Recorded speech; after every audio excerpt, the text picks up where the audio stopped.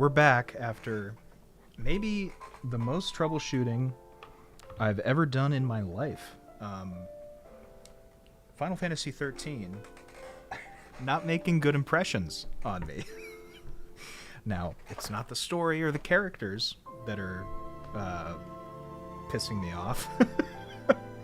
It's just the setup that I've had to go through, the absolutely mind-boggling stuff. Okay, so for those of you who were not present for the last stream, we were playing, and for some reason, basically like every sound channel except for the actual audio of the like cutscenes, the dialogue, everything was working except for that. So at first I was thinking it was my HDMI splitter setup, because I was thinking it was basically like, okay, I made some mistake hooking up the PS3 because that was kind of a nightmare on its own. But then, come to find out, no, it is the disc, so Aaron was right. Something about like the PS3 disc, it just degraded and like didn't have the audio on it, because I tried to play it on my TV, same issue. So then I thought, oh, well, there's a Steam version of Final Fantasy XIII, so I'll go ahead and play that. So I download that. That takes a while.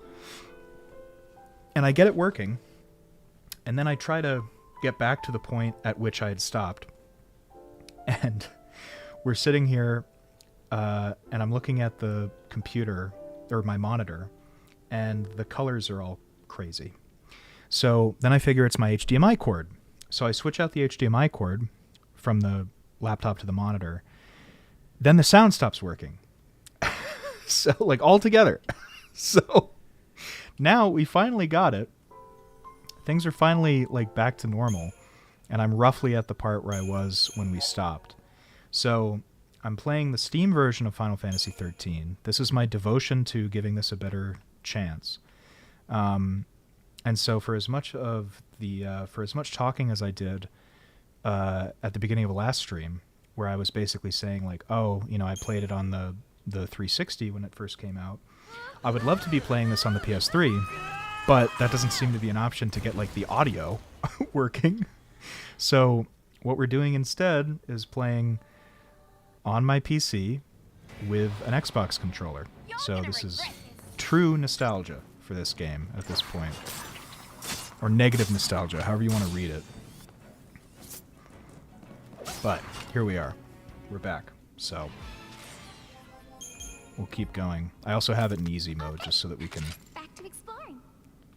play through the story, because I'm not really in the business of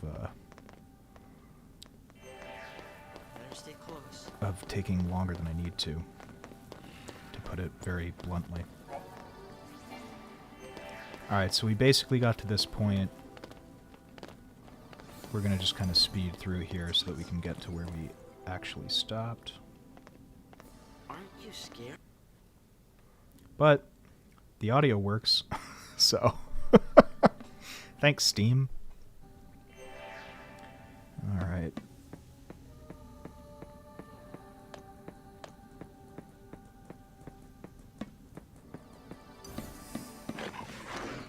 And while we're kind of mindlessly doing this, let me make sure. Nothing to worry about.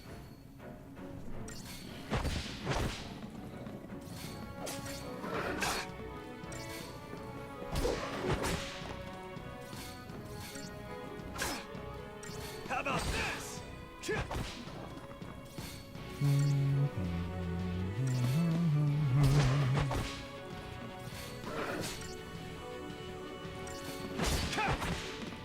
All right, good.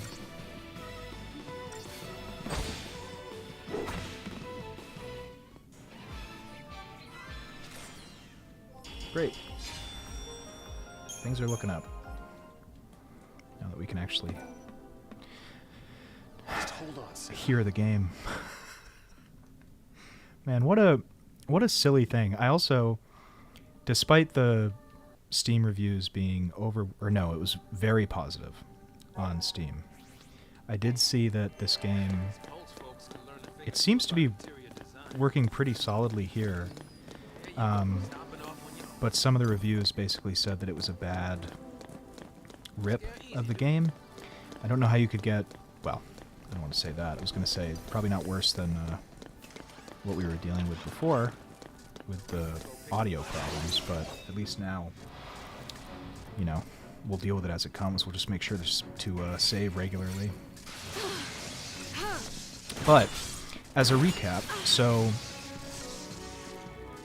let's see, what's the easiest way to start? Basically, all of our main characters are kind of converging on the same place. This thing, at this thing called the Pulse Falsi Vestige. And what we're doing is we all have different reasons for being here. Lightning is going after her sister. Snow is also going after Lightning's sister. Saz is just kind of along for the ride, and Hope and Vanille are kind of on this fool's errand so that Hope can, like, yell at Snow for his mom being killed.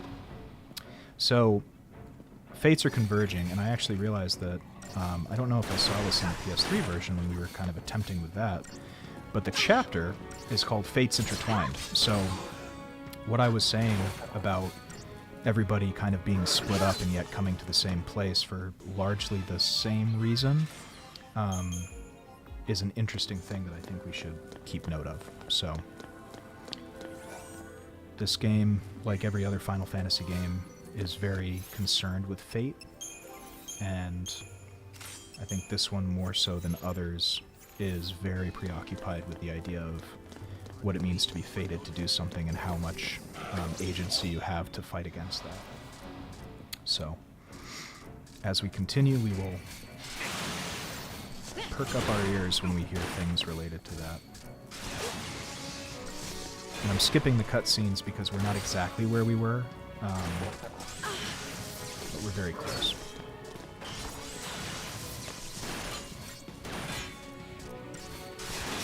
I will say I'm pretty proud of my little PC laptop here, my little Asus computer, because I don't think I was expecting it to be running this well. I guess mainly because my experience with PCs is I'm usually woefully under-equipped when it comes to playing games, so I always just assume that it's going to run poorly. My first experience with a PC was trying to play I think it was like the Toy Story 2 action game, and our PC could not run it. And so my dad actually went out and got a new PC. I think because he needed one anyway, but it was a very cool surprise so that I could play that Toy Story game. Which was cool, if I remember correctly. Just in my memory. I don't know how it holds up if I were to go back to it, but it's fun. Wrapped up and ready.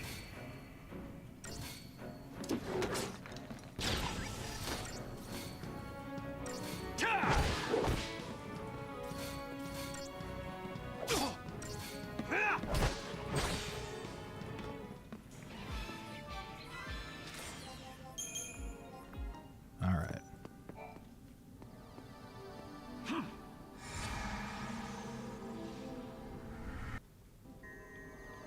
Let's go.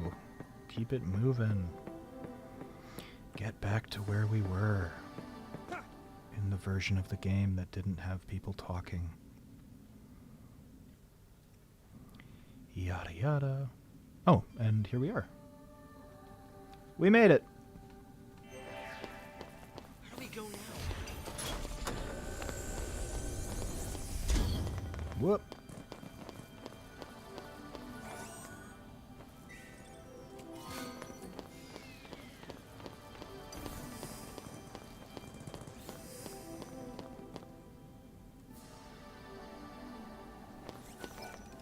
There we go. Oh, there was a save point. I could have gotten there, but then you would have missed out on my fun Toy Story 2 story. Buy anything else? Ooh, okay.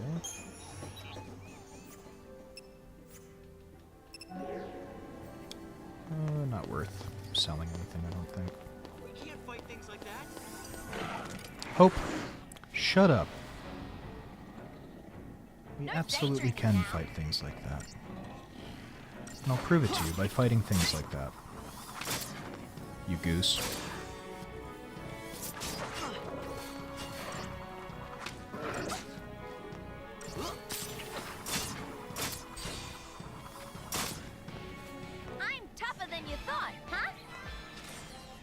Struth. Can we take it a little slower?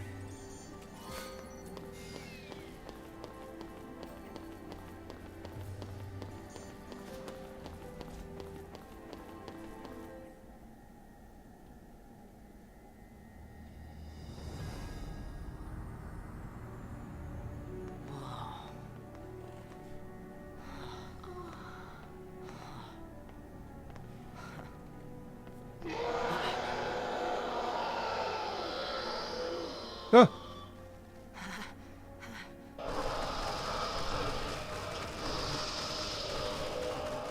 Very spooky.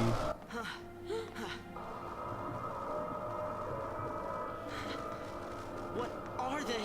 See, you failed. This is what happens when Lassie don't complete the focus the Fal'Cie gave him.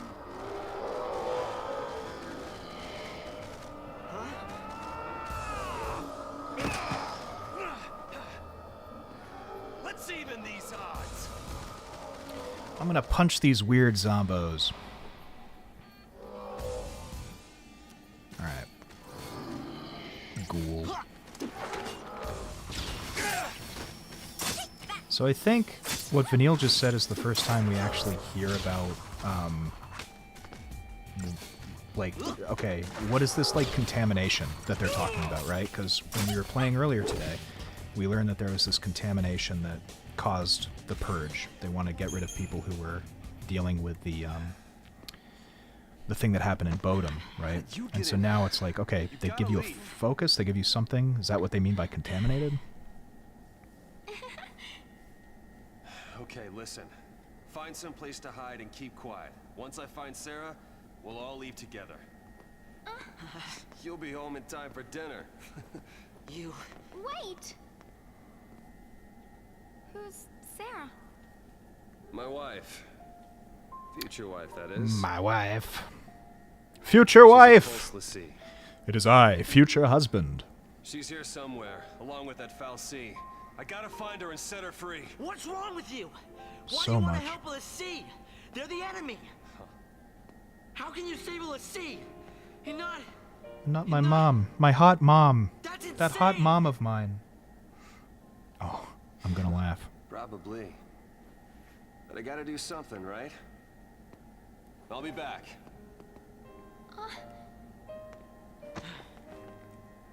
Should we wait around for him and hitch a ride? I'd rather go to Pulse. Alright. Why is this happening to me? When they found the Fal'Cie the other day, we were just visiting Bodum.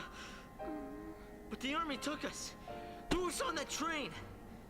Because of that guy, Mom is... Probably shouldn't leave them alone. And he wants to help Lassie. Good thinking. Good thinking, guy. Hey again. Hey, Remember me from earlier? let's go with him. You gotta talk to him, Hope. If you don't take this chance, you'll regret it forever. Yeah. Okay. Let's go. Wait, I gotta tell you, you killed my mom, even by what I saw, it didn't really look like that. I'm using you, I'm projecting you as a, as an object of my own despair. Thought you came for a fight. My sister. Your sister? She's a Lassie. What? A pulse Lassie? The Fal'Cie has her captive, but I'll find her. Alright. Is she still... Hey, what was her focus? When she became a Lassie, what did the Fal'Cie order her to do? It wasn't blow up Cocoon or anything like that, was it? Well... I didn't ask. Bah.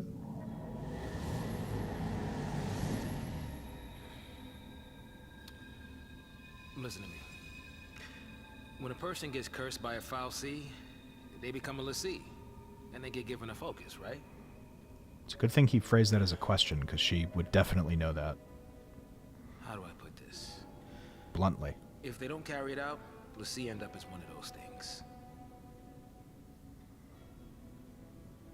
what I'm saying is, if your sister's gone that far, I mean, she might still. How can I? Oh man, there's no way to turn a l'Cie back into a human. Even if she completes her focus, there's no changing her fate. She'll live her life as a fal'Cie slave.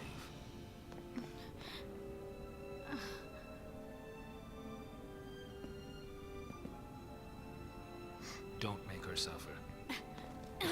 Kill your sister, Say Lightning. it. Any l'Cie. Anyone who might ever become a l'Cie should be wiped off the face of Cocoon.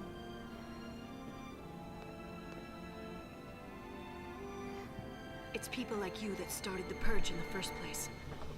Hey, man. Back off.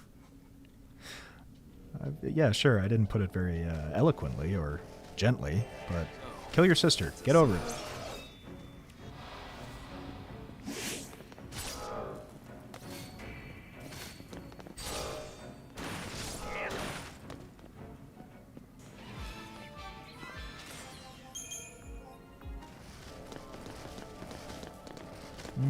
Is there something Soldiers over came in to here? search the place.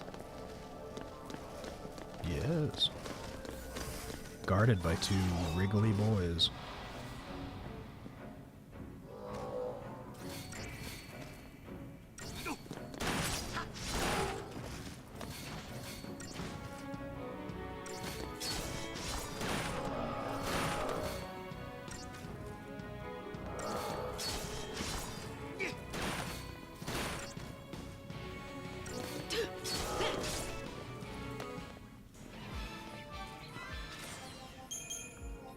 Why? Why even try?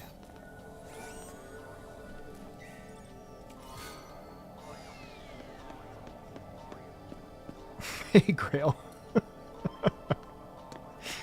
30 minutes of lightning returns. I hope, in a way, in a very perverse way, that that is the only Final Fantasy you've ever played. Because, I don't know, that to me is like, it's almost like ecstatic awfulness. There is a mod, it's called a broken disc. It's called failing the PS3 discs. Just degrading audio first. But listen, if we're gonna give it a fair shake, we have to hear the voice acting. I will say, Saz, pretty good performance. Lightning, not so much. Very anime-y. I remember hating Snow, but I can't remember if that's only because of his character or because of the very Troy Baker performance. I'm sure it's both. But we're gonna be nice. Damn it. We're gonna be nice.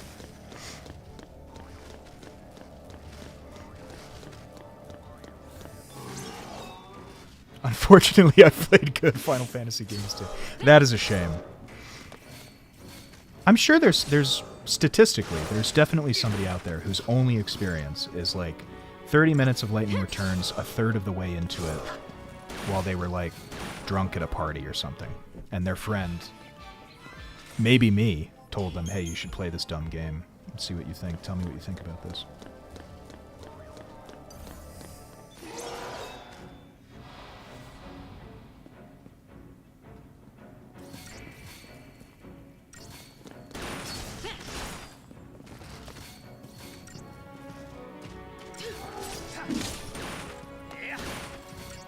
I would like to know, because I don't know if... What parties was I going to? Cool ones. I don't know if they ever explain this, but like... Is it just a failing of the fal'Cie that l'Cie turn into these things? Or is it like a punishment? I can't remember, because I know like there's... Later in the game, there's Seath that we see that are like... particularly powerful because they rejected the fate that was given to them by the fal'Cie, and they kind of retained some essence of themselves despite being like monsters. But I can't remember. It's like, all right, if I'm the fal'Cie, if I'm this deity-like being, why would I? If I had if I had a thing that I couldn't do, and I needed a puppet, basically. I needed like a thrall to do it for me. Why would I make it into one of these things? Like, even if it failed, like, and this, I'm getting too nitpicky. It's supposed to be like, all right, you don't have control of your fate. I get that, but the logistics of it, like, compare it to another Final Fantasy game, like in Final Fantasy X, the people who, basically, there's this part of the religion of Spira where if you die, but you're not given the sending ritual, which is the kind of funerary rite to send you on to the far plane, the afterlife. If you're not given that, you... Oh, is this one where... I can't stop now. Okay, we can stop. I was too caught up in making comparisons. But if you're not sent there, then... Or if you don't get the sending, then you basically roam the planet either as somebody with a really strong will, or you turn into a monster. And like that, I think, spiritually makes more sense to me.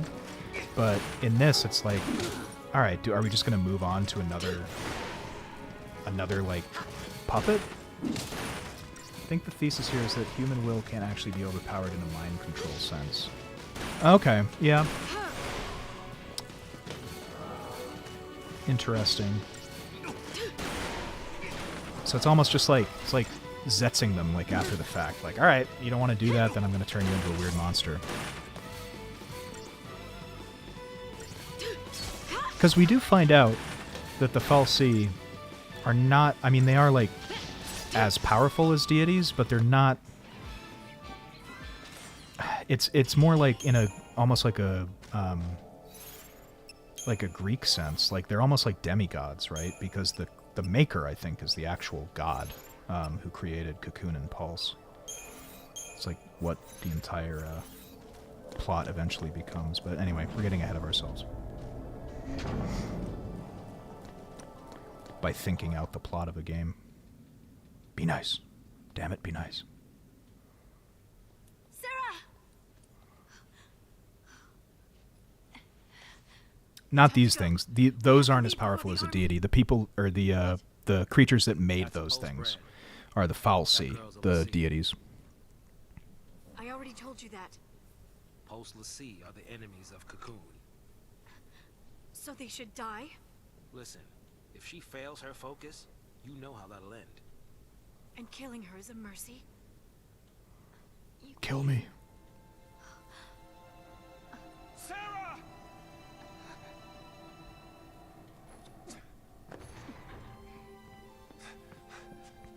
Sarah. Is that my hero? Oh.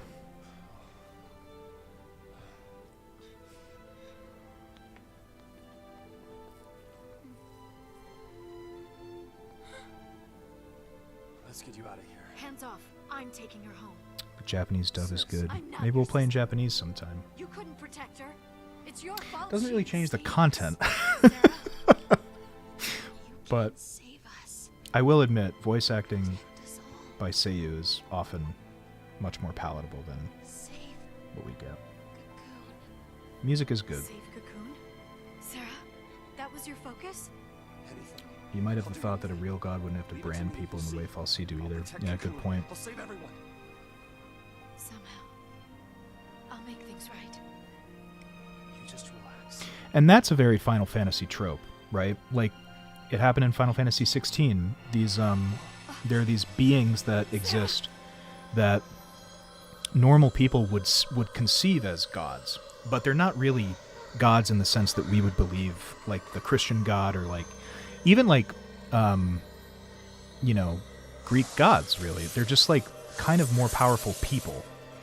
And I think that that's the main point of that trope showing up in Final Fantasy consistently, is that these entities are only seen as gods because the people beneath them believe them to be, or treat them as such.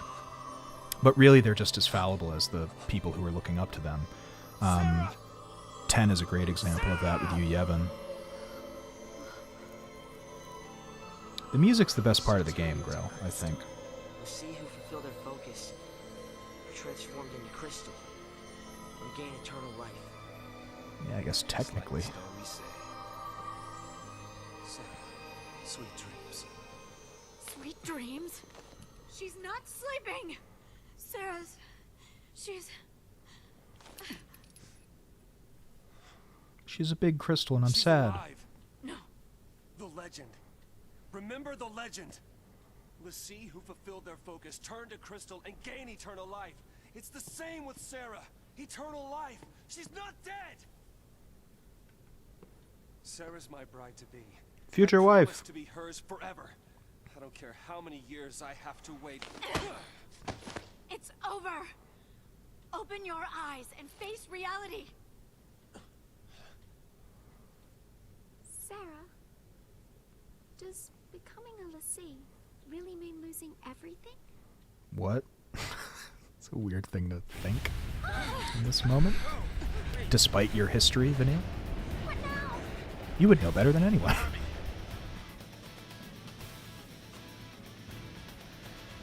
I mean, technically, I think that's the idea, right? Is that it's not really eternal life, it's more like stasis and eternal servitude. Because as we come to find out, they can just be like revived from the crystal and then put on another path. So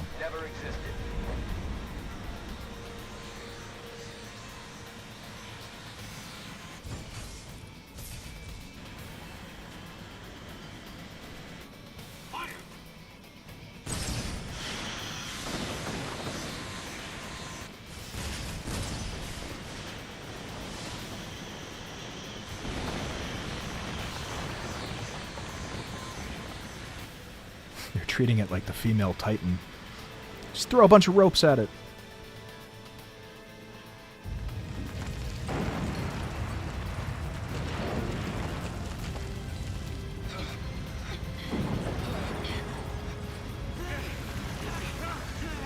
What's happening?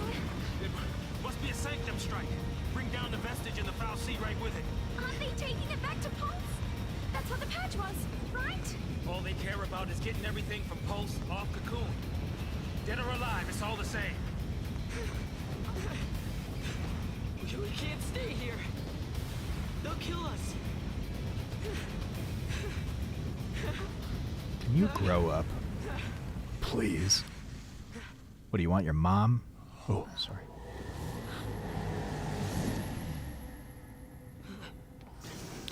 Touchy subject. I'll be right back. Hold on. Trenchcoat, where you going? Date with the foul sea. Got some things to talk about. What? You gonna ask it to help her? Are you out of your mind, kid? That thing wants to chew us up and spit us out. Well, what do you want me to do? What? Lightning? When did you get here?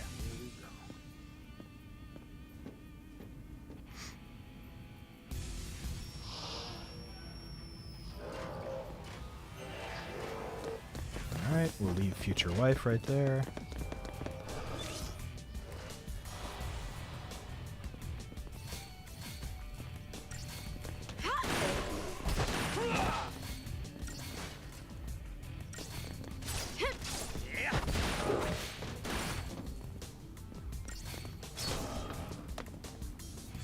We did it, boys. We beat the ghoul.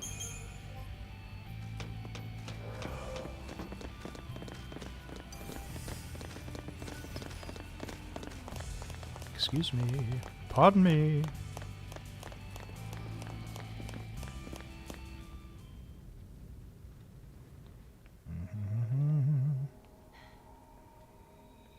So this is the foul sea.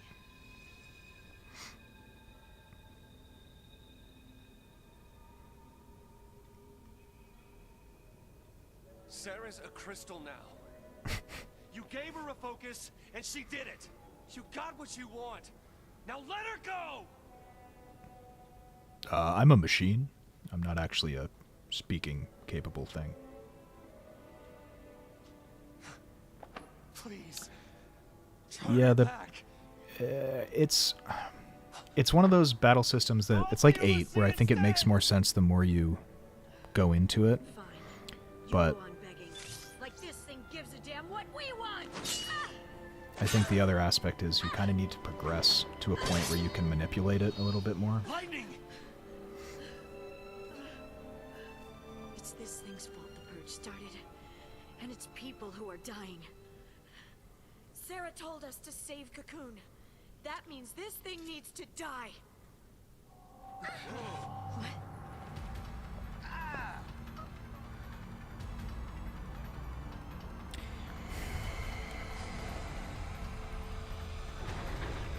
I think you know what a big okay.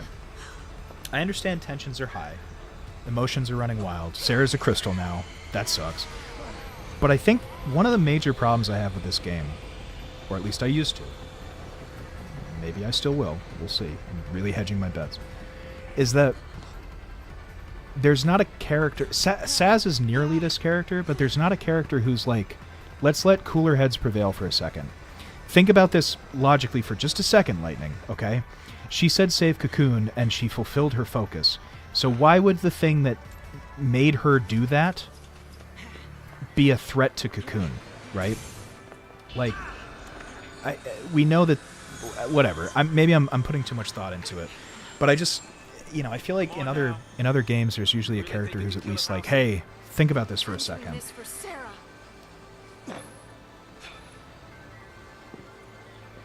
Saz gets close, but he's got his own problems.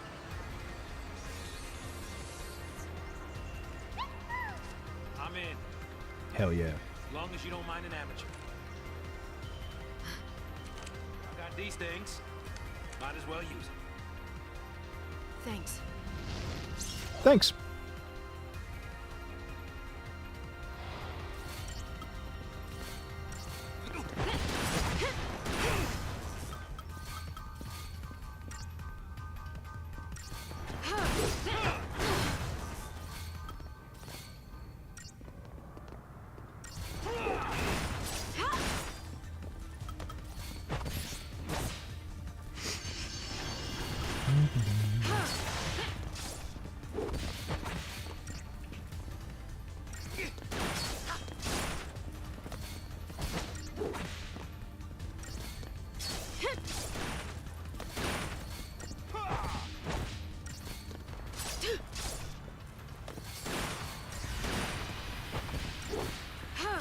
Oh, the heart-pounding action.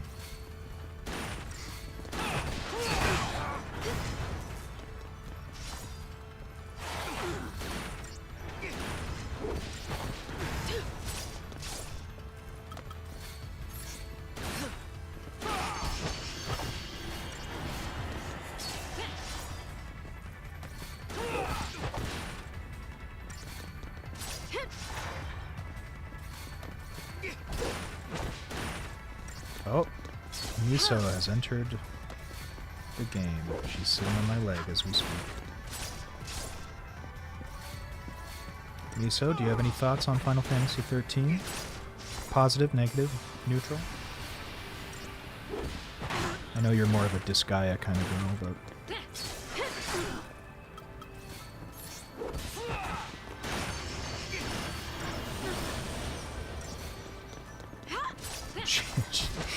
Miso's very interested in my controller. Miso's a cat, by the way, for those who don't know.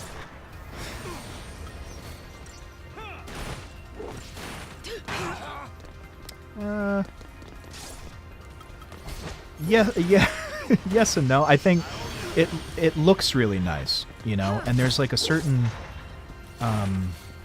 fluidity to the movement, and especially when you get more abilities and like you can summon things and stuff, it definitely gets more interesting. Like there's a mechanic that we're coming up on after we beat this guy called Paradigm Shift, which is an interesting kind of addition with jobs and roles that makes it way more dynamic. So it gets pretty interesting, but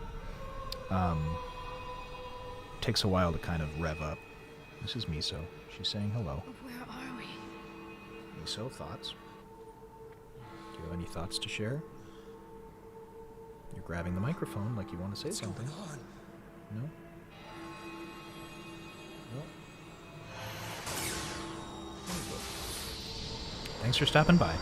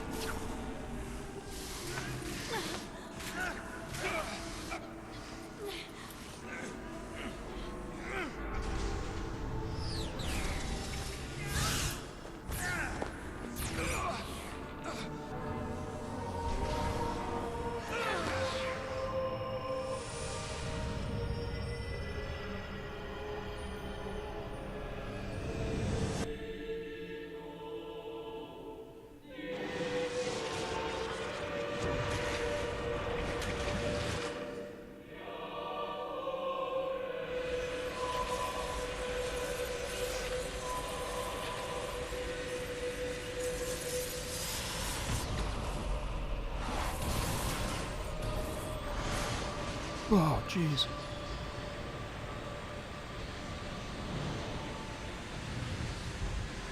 She's very cute. She doesn't have a sense of claws hurting, though. So she likes to scale, and my legs look real beat up because of that. But she's very cute. She's also in that fun kitten stage where, like, her bones are basically, like, as pliable as possible, so she just contorts all over the place. And I was afraid.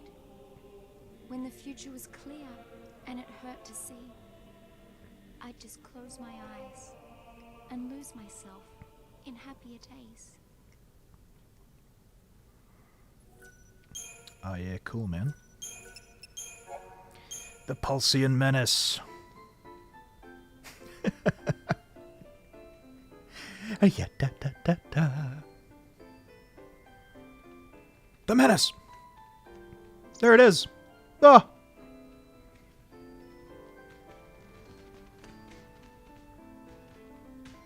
Ah.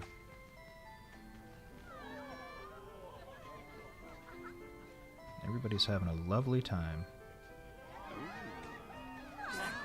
What could possibly go wrong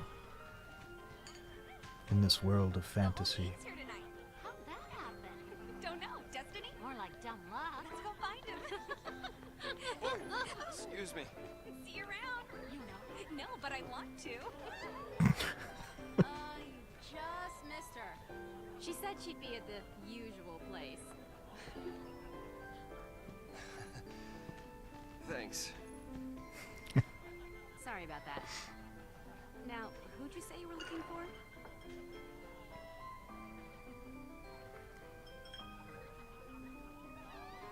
Yes, I'll have a mango cocktail with a hot dog in it, thank you. Here goes.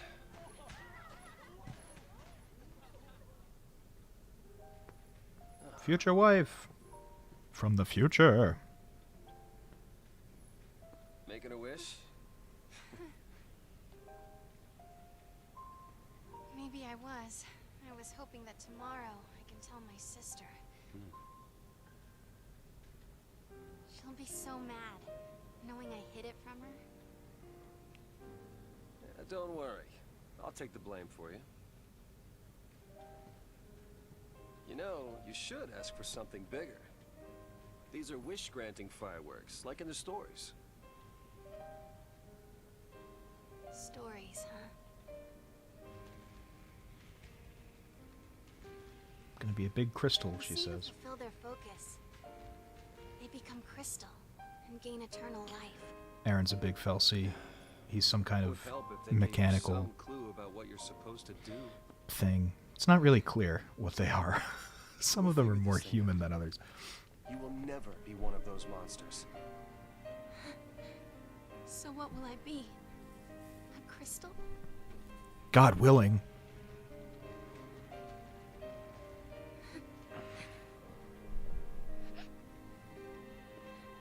Yesterday at the store, I got us something. At the store. Don't know much about jewelry, but I hope you like it. At the store. Oh, yeah. Oh. Just like, see, this is how much of an asshole I No am. matter what happens, You change that to the yours shop, forever. and it feels like Final Fantasy. The store, it's like I went down to 7-Eleven and got these cool jewelry one. pieces for you. My only. Will you marry me? The store. The jewelry store. Yes. She said yes!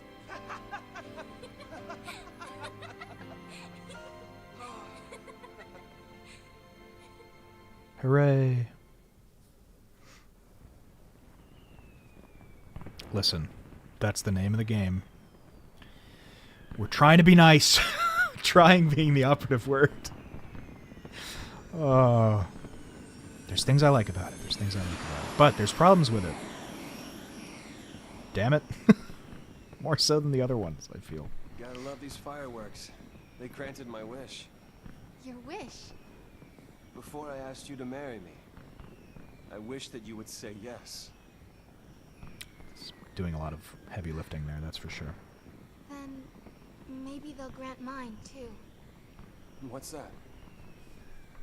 To have the courage to tell Lightning that I've become a Lassie. Hey, our engagement is way bigger Alright, news. so let's be nice, right?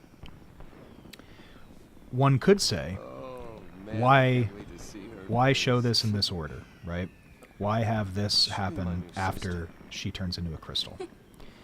Yeah. Well, now we get some insight into who Sarah is, right? She's a kind of timid person, but she loves Snow for whatever reason. And we get that Snow is like a good guy too, right? Obviously, he very clearly loves her and would do anything for her. And it's not just bravado that he's showing himself to be a hero, like he's got a reason to fight. So that's good, right?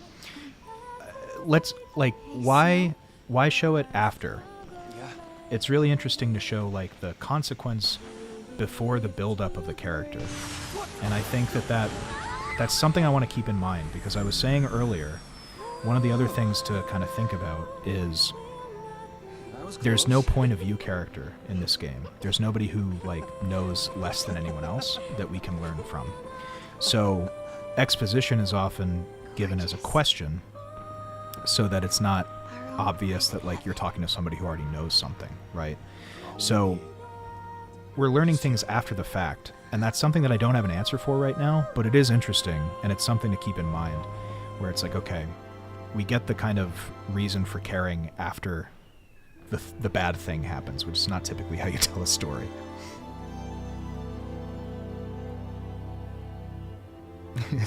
to Grail's point, now we know something unfortunate happens. It's like giving characters pathos in retrospect, which is an interesting way to do it. You do kind of feel more for Snow, though, because obviously Thank you, Snow. he cares a lot for her as they fly into space. Which, I mean, whom amongst us would not like to do that with a cute girl? Fly into space? Come on. It's a dream.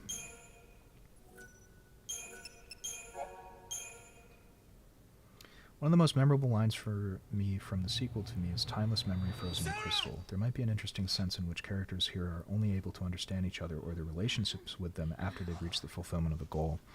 I think that's maybe the key, Aaron, right? Is the retrospective understanding. That might be it, especially since we know where the series goes in terms of, like, time travel and stuff.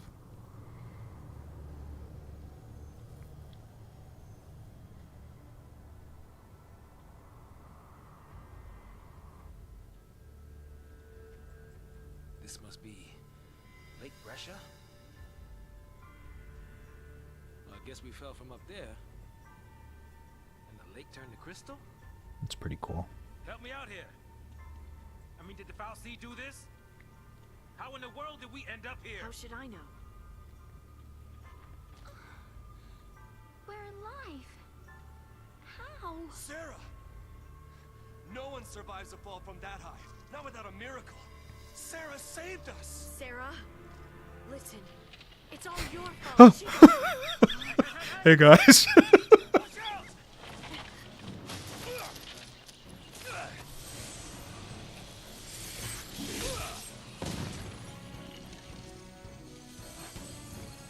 What did I just do? Did a big punch. You used magic. You used the power of Lassie. The Fal'Cie cursed us. We're Lassie now.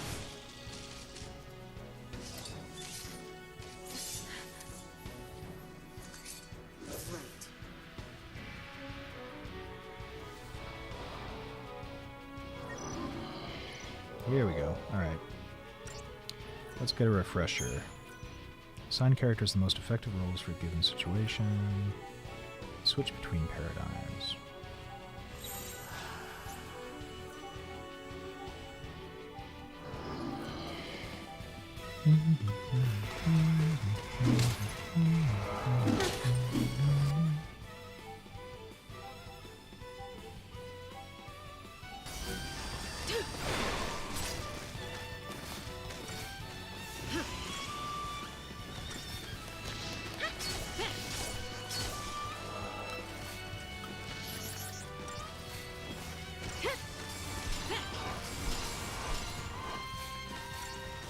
Now we have magic, which is nice. Everybody gets a summon, an Eidolon, I think they're called in this one.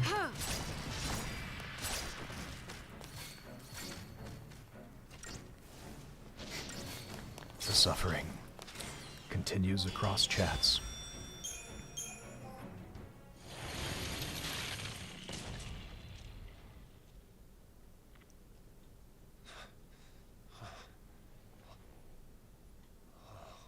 We did it. We saved Sarah. So we really are Lassie. Looks like it. You too? Yep. Right here. Okay. Let's see to the last. Why me? I don't even know you. Will you have to go and attack that thing? Just leave me alone. I'm real bummed. I'm having a real day over here. It's your fault, You could have. All of this is your and Sarah's fault. Watch it!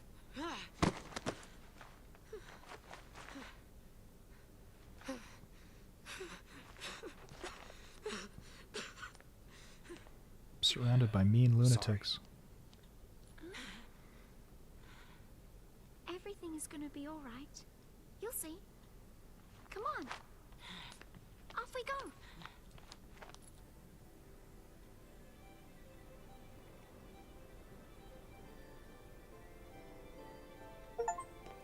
Lassie. Hey.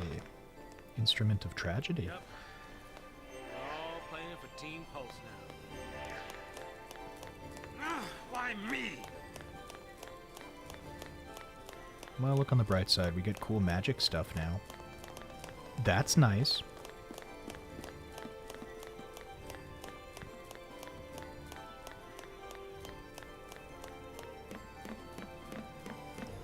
Trust the soldier to keep her cool through this mess.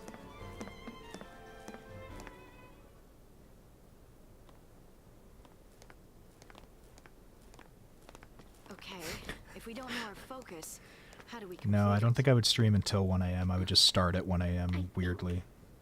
I saw it. Saw what? When I'm That jet lagged. is how focus comes down, people. The Fal'Cie, they don't spell it out with clear-cut instructions. All you get is a hazy glimpse. Well, that's stupid. Well, that's what they say. Legends and all. Legends. Did you see anything? I just... It's all kind of foggy, but... I saw this big... towering... What? Wait a minute. Hold on now. Do we all have the same dream? Ragnarok.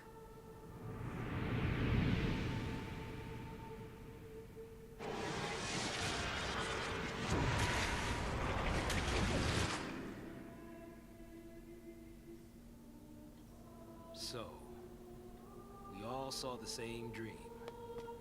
We all heard that same voice. You mean that was our focus? But how are we supposed to know what to do from that? That's the tricky part. The dream's the only hint the Fal'Cie gives us. Figuring out what to do with it, that's our job. Okay. We're Pulse Lassie, right? Enemies of Cocoon. So, does that mean that our focus is... Are we supposed to... Save her. Say what? Our focus is to protect Cocoon. Really? Okay. And why's that? Sarah told us. Let's do it. We're all in this together. I'm gonna look for Sarah. Break out in She oughta song be now. nearby. I'll come too! Wait! Jeez. Yeah, that boy can't stay still. Really?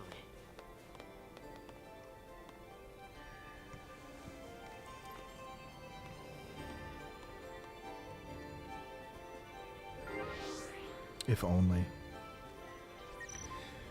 Okay. Crystarium, that's the name of it. I do not need to view the tutorial.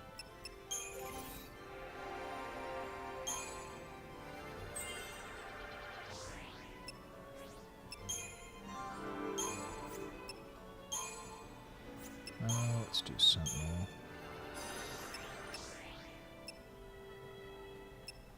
Nope. Alright. That's it for the... Okay. Well, good. Very good.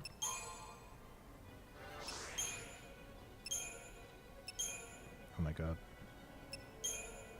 Hey. Come on now. There we go.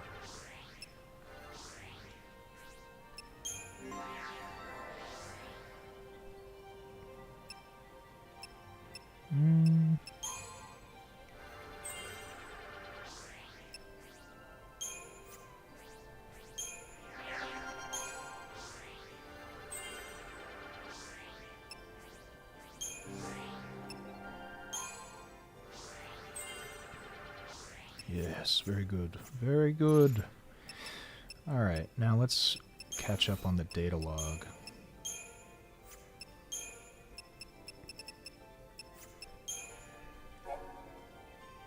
In a single-minded pursuit of Snow, he has rushed into the lair of a Fal'Cie and is only now recalling the terrible nature of the being that lurks within. The Pulse entity could use its power to curse them, to turn them into Lassie.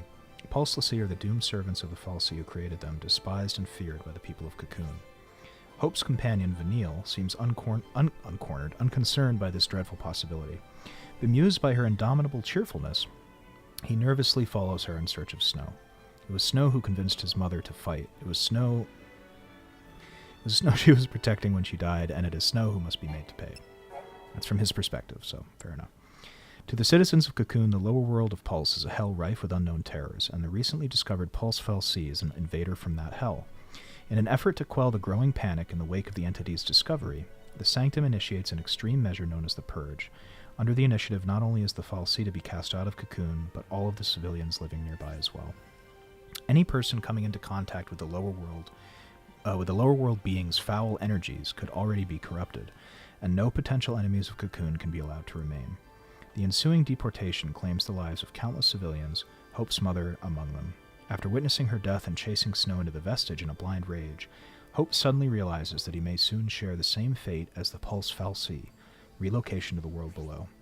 Vanille, however, calmly accepts the situation and lends her support to the distraught boy. Unaware of his young pursuers, Snow begins exploring the arcane halls and chambers of the shrine-like vestige in search of his captive fiancée, Sarah. The Pulse Fal'Cie, an entity that threatens the peace of Cocoon society, holds Snow's fiancée captive. As the determined Snow delves ever deeper into the alien structure, Lightning and Saz arrive at the vestige after fighting their way through waves of Sanctum forces. The unlikely duo's progress is halted by an impassable gate which finally opens as if in response to Lightning's whispered words of apology. Did her plea reach the mind of the Fal'Cie, or was another being responsible for opening the portal? That's interesting.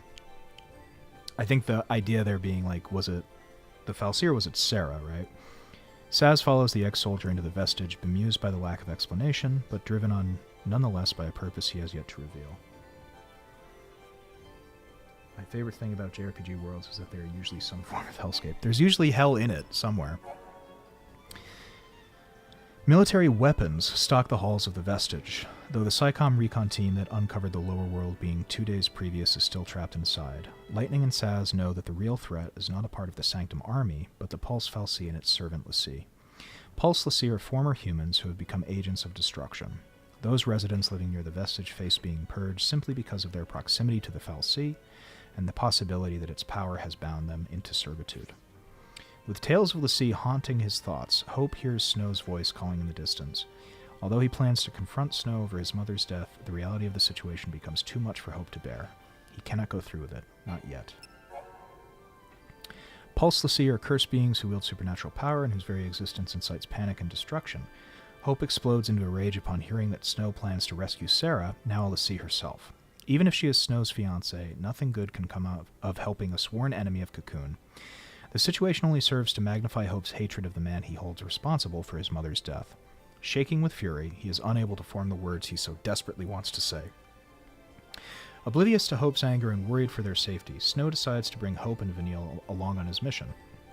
Meanwhile, Saz explains the cruel fate of a person cursed as a l'Cie. L'Cie are bound in eternal service to a fal'Cie, and failure to carry out a focus results in transformation into a mindless abomination, a Seath. A person shackled by the l'Cie curse is beyond salvation. As Saz comes to this grim conclusion, Lightning angrily compares him to those who insisted on the purge. She knows full well the doom that awaits a l'Cie, and will do anything in her power to save her sister from that fate.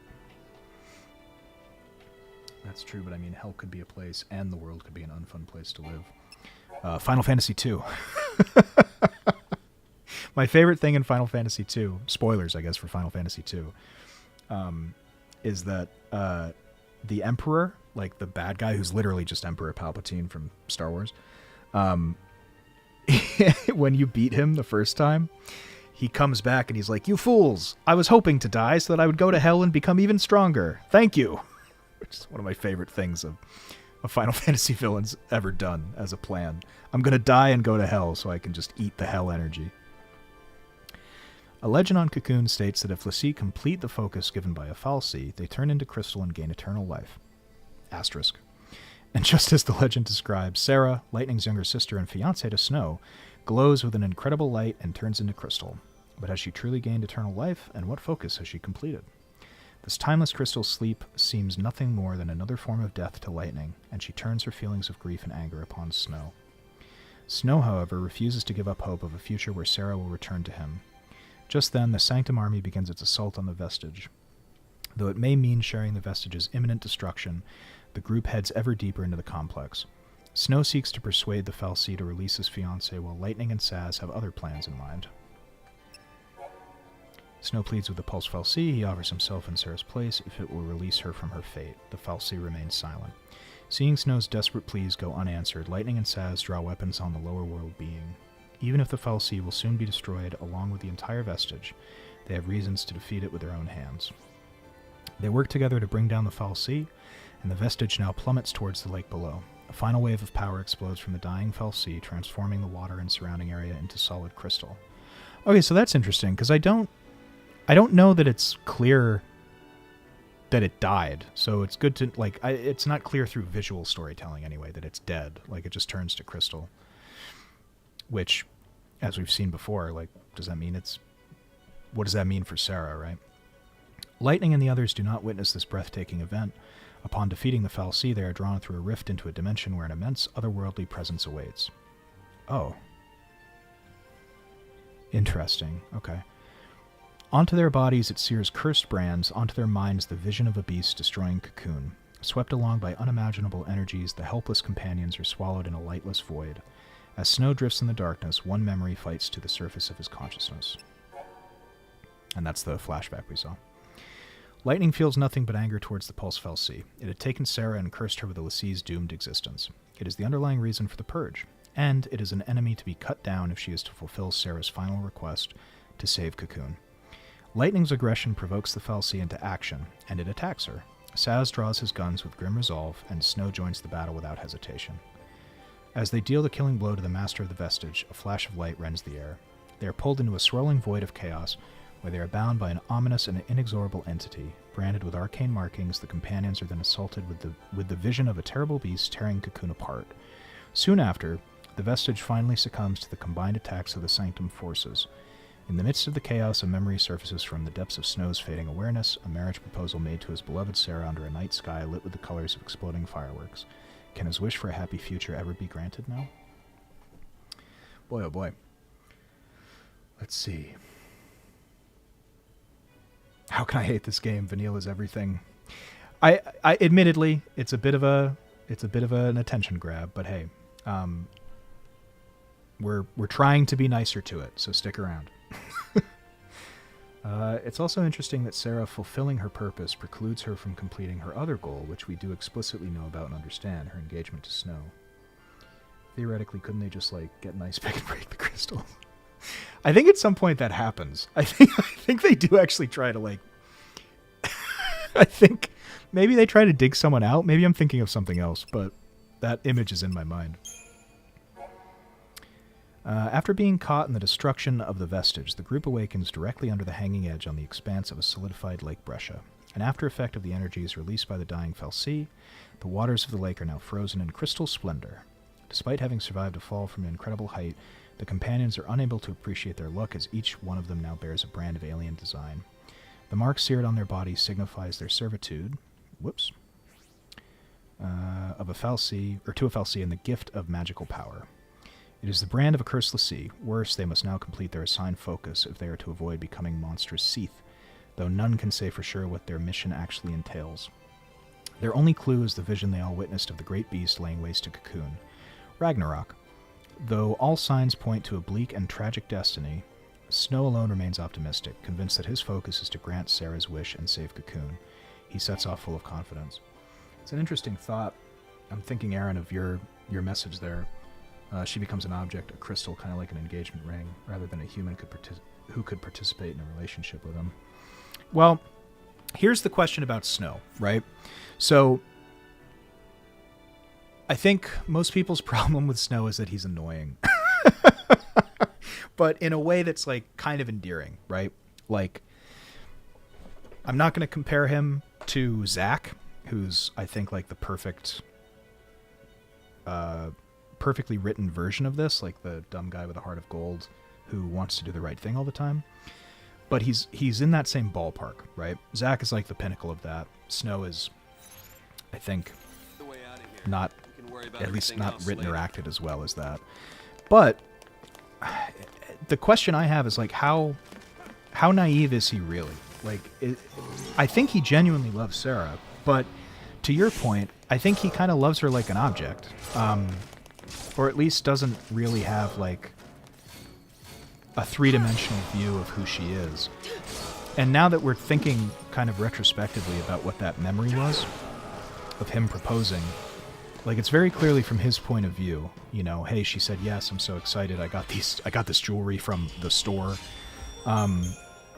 But she's clearly like, he's interrupting, like, a reverie that she's having, where she's kind of sitting there and she's praying and she's really concerned with what she has to do as a l'Cie. And he knows that she's branded, but he's focused on the goal, like, we got to make you better, as compared to thinking about what she's thinking in the moment. So there's definitely a read to be had there, that her literally becoming the object of his journey is pretty telling to who he is retrospectively.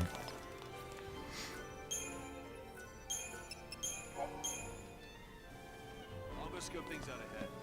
Watch the others, right? Hello? Oh, there we go. Yeah, like he's trying to solve her one mission by giving her a different one. Exactly, yeah.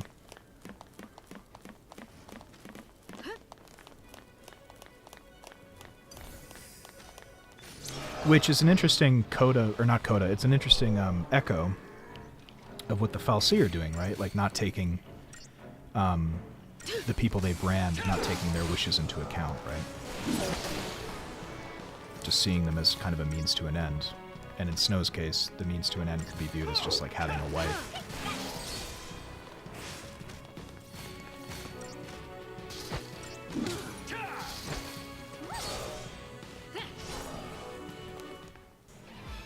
And I would say that's not an uncharitable read of who Snow is. I think it's a three-dimensional read of who he is.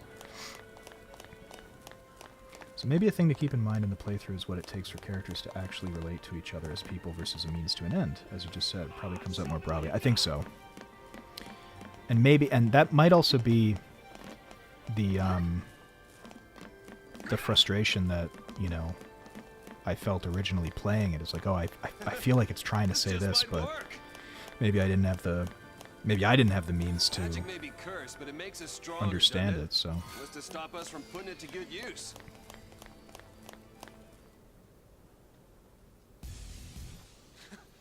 We fight it! Ragnarok! That's the reason we're Lassie. To stop it. To keep Cocoon safe. Yeah, why don't you give us one reason to believe that? One reason. Sarah. who's that? She said to protect Cocoon. And then she turned to Crystal. That's the proof right there. She completed her focus. That means ours is to save Cocoon. Sarah's fal'Cie was the same as ours. Our focus has got to be the same. We were chosen to be guardians. To defeat Ragnarok. It makes sense. What the hell it does? You're grasping at straws, son. Post fal'Cie are Cocoon's enemies. We just got recruited by one of them. If I were a betting man, I'd put us on the other side. So Sarah's an enemy too? Well, I don't buy it. We have the power to save Cocoon if we work together and carry out our focus. The fal'Cie took Sarah from us, and you want to help it? Whose Why are you side so you mean on? to me? Place your hands behind your heads.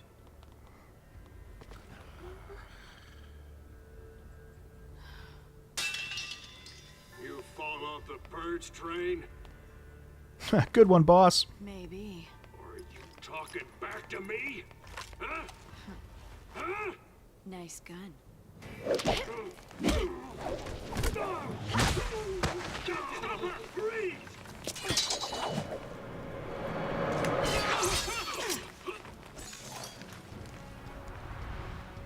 Neat. Something I thought of while Snow was kind of doing his rallying cry there. I wonder, it might be a fun read to kind of think about, like, so the okay, bear with me. I'm trying to think about this in real time.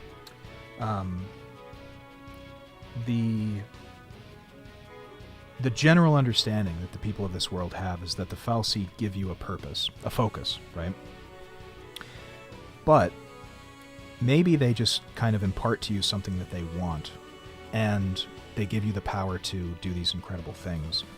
And the reason that the Seath ultimately become the way that they are, these kind of like ghouls and goblins, is that they were kind of mired in indecision. Because Snow, like, as the game progresses, we're going to find out that it doesn't matter what the true focus is, because Snow's resolve is like, no, I believe it's this. So we have to go do that. I think that's an interesting thing where it's like, why would they not just tell you what to do? Why would the fal'Cie not just tell the Lassie what to do, right? It seems counterproductive. Like, if you can't do something and you need somebody to do it, why not just tell them what to do? It's interesting to kind of think of it like, no, I have like a goal that I want, but I don't necessarily have the way to get there, so I'm going to give you the power to do it and kind of count on your will to do it, right? Guy's a psycho, yeah? Supposed to be green At least the and good fal'Cie. Yeah, but Like this one. SciComm's an anti-pulse task force. Haven't fought a war in centuries. Bunch of rookie troops swinging around overpriced toys. So, from what you're telling me, sounds like a regular old soldier that's got more training than special forces. Nothing for us Lassie to be afraid of. Cut the Hell yeah, crap. brother. Their grunts might be green. All right, Snow's growing on SciComm's me. elites are cold-blooded More. beasts. They hit the field and it's Playing game this over. time. Uh-oh. Then let's run away. Ciao. Wait, hey, Struth. hey, wait!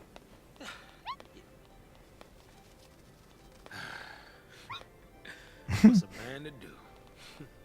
Like like the little semaphore chocobo. Oh, I just remembered. I just remembered what happens to that chocobo in the second game. I can't believe I must have blocked that out of my memory. I'm not even going to say anything. We're just going to have to wait to get there. Insane. I can't believe I forgot that. Nothing bad, just something very weird, I should say. Like, it's just very weird.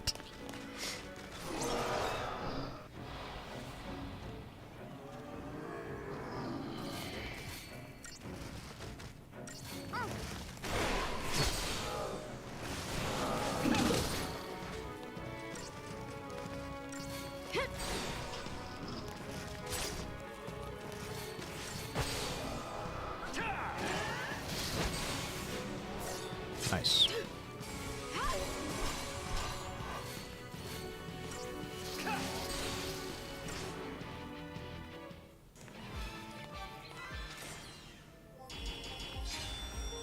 I'm the master of hooks, Grail.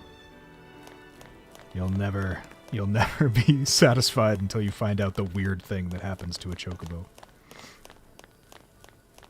It's kind of... I think I'm kind of hyping it up in a measurable way. Because it is... It's very strange.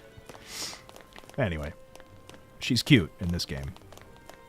Which is the most important thing for a chocobo to be.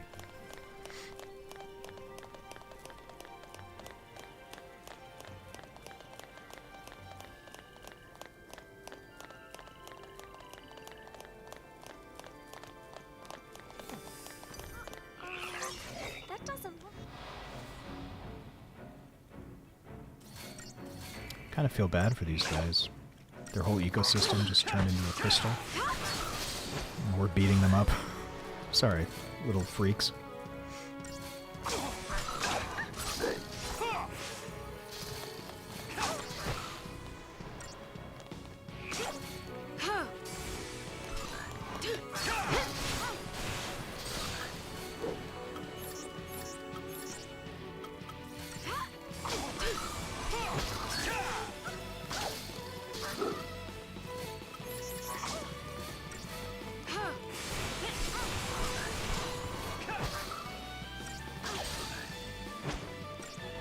It's true. Means to an end. That's what this playthrough should be called.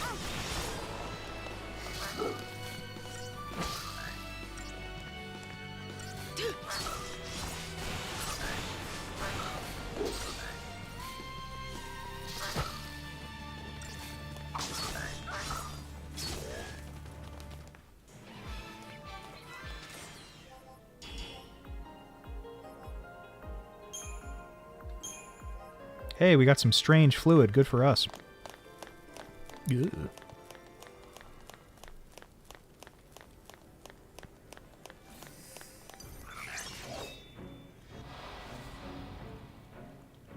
No, I can't think of one that does. Are there any eco-friendly JRPGs where you don't fight monsters?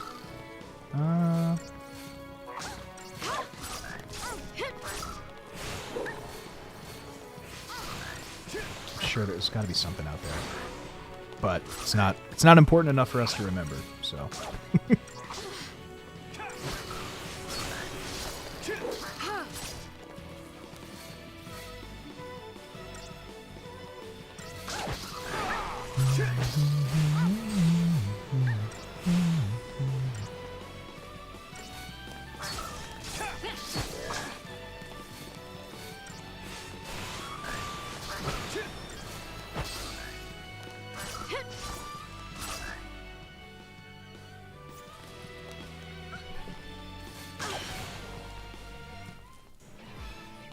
We did it. We beat up these displaced wildlife. And I'm happy about it. Frankly, I'm stoked.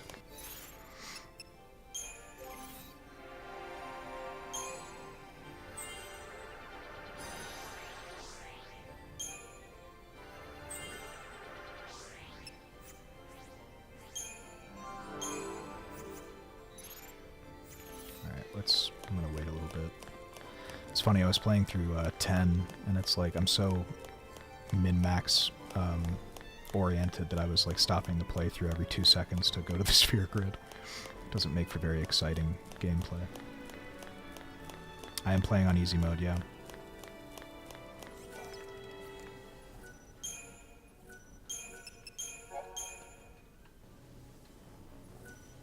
Because I want to see the scenes. Especially since, because I'm a lunatic, now that I've started it on PS3, I'm going to have to play through it on PS3 too, so that I can get the platinum, because I'm playing on Steam right now, and I don't really care about Steam achievements like I care about the platinum trophies on PSN. So, that one doesn't have an easy mode. So, I'm like, alright, well, I'll watch the cutscenes on this and skip through the gameplay, and then I'll do the gameplay on that one and skip through the cutscenes, because I'm a maniac. You're one of them. Hey, trying to take on the post-Foul C. That was our first mistake. You should have left it to the Sanctum. Why not? I mean, we've counted on the Sanctum's Foul C for food, water, Welcome to my life, Grill. since the time we were born. But you still helped us do it. Why is that? Gotta be something. There might have been. Not so sure anymore.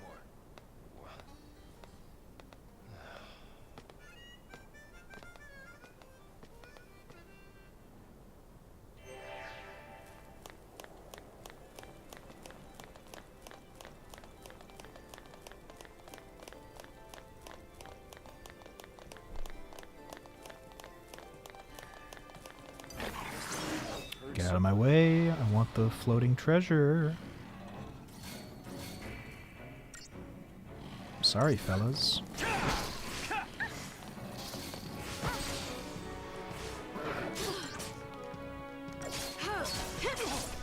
I'll tell you what's real busy work, and what is making me question my entire life. So there's so I'm determined to get all the platinums on PSN for the Final Fantasy games because I love them, and obviously I want to get them. So I just finished the Rising Tide DLC today. I did that this morning before I started streaming.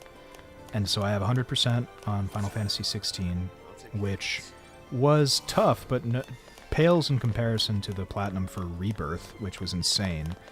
I'm very proud of having that one, but I also, like, it almost turned me around on doing platinums.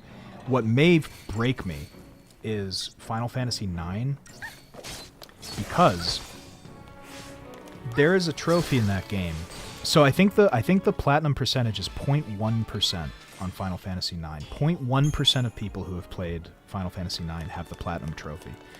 And the reason is because there's a jump roping minigame where one of the trophies is locked behind doing it 1,000 times, which is masochistic, and like between controller lag and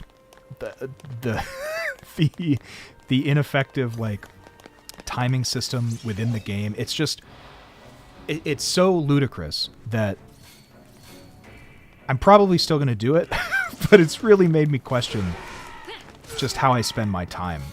And I want that trophy so bad, or I want the platinum so bad. I could care less about, or I couldn't care less about that trophy.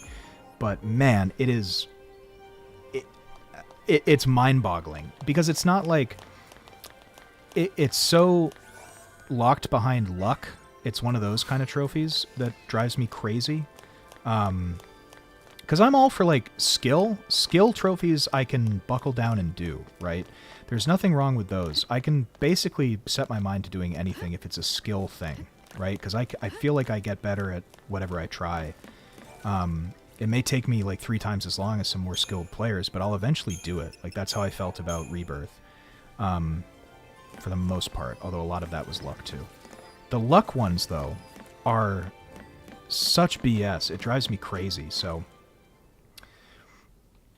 and I would deserve it. It's not even like a cool one. It's just making Vivi jump 1,000 times in a row. Stupid. But that might be the one that breaks the streak, because I don't know if I... Wait a minute. Is this where I think... I think this is where I was remembering. Sarah! Doesn't he get something and try to break her out? Sarah. I'll get you out of there. Yeah. I was right. All right. Thanks.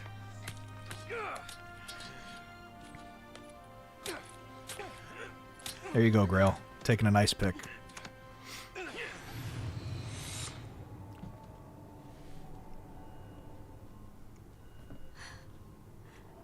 This is goodbye. Lightning! You're just gonna leave her? Psycom will be here soon. If they find us, we're all dead. You think Sarah'd want that? You think you know how she feels? You know, I do Then I'll more and never more know. now. I feel like I like my theory Fine. that I it's can like handle resolve anything they throw at us. No to one do will something. die. And the I'll problem protect Sarah. where they end up And being Cocoon. split is that they don't have the same resolve. So the real thing that brings them together at the end and solves the problem is communal resolve to do something, right? Protected to you? Which is something that in the world of this game has never happened before. What can you possibly do? Whatever it takes.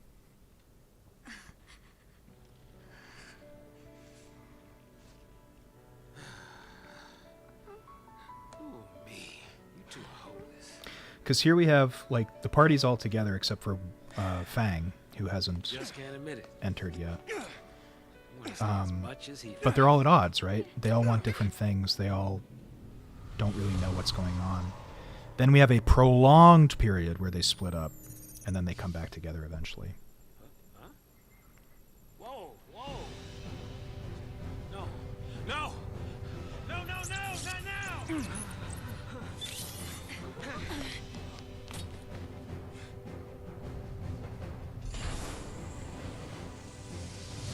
I'm a big snake, he says.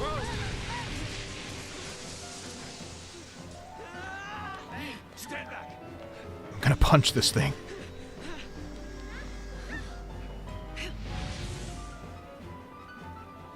You know, one of the sillier things about, I kind of commented on Vanille's weapon.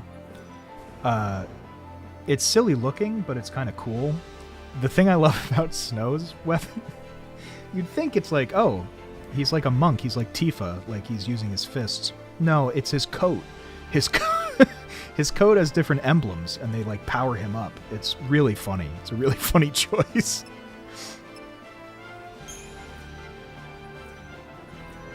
No, I didn't mean like that.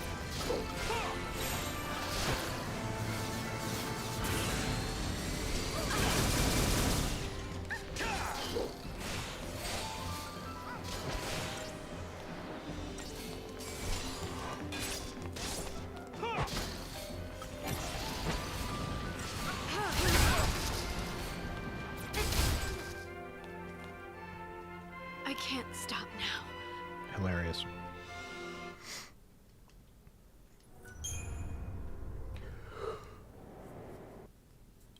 Oh ho ho ho. The train fell too. I wonder what else is down here.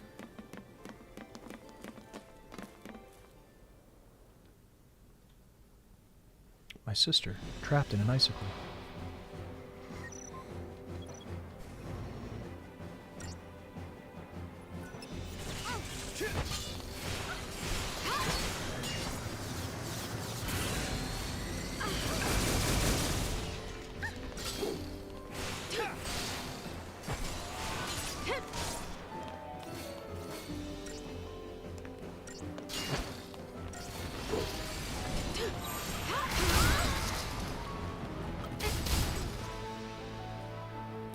I can't stop now.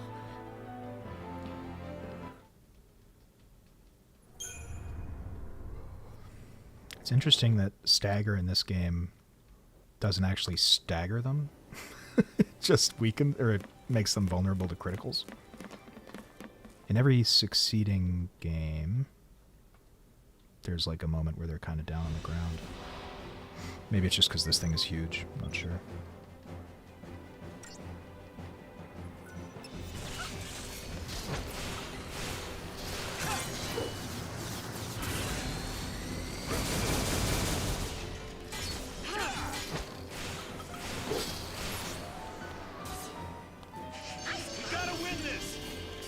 Also, I can't remember if this is a game...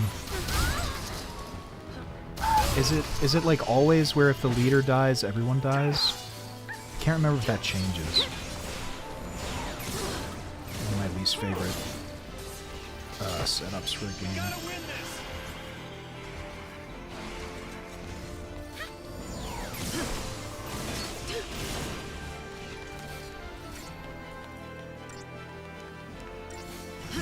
He's provoking. That's good.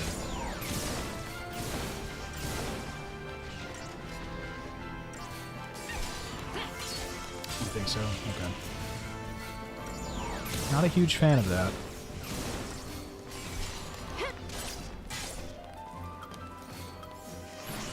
Especially since, it's not like you, it's not like the leader commands the other people. If you don't get to choose what they use, you just choose the paradigm, and that kind of generally brings up what they do, but I don't think you actually get to choose what they do. Alright, let's bulk this stagger up a little bit so that we can really nail it.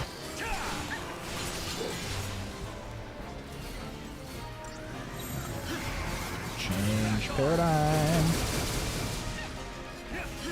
Cure us, and then back to wailing on it.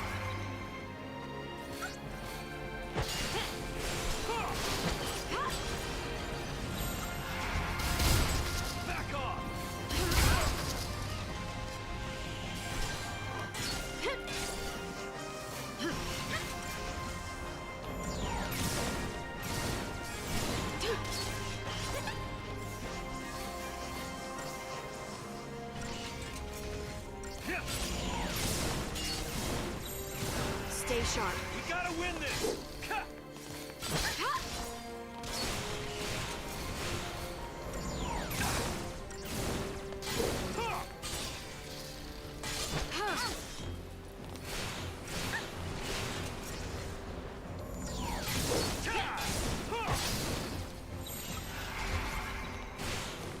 Alright, just gonna swap a million times. Heal up. Just stay out of my way. Back to beating it up.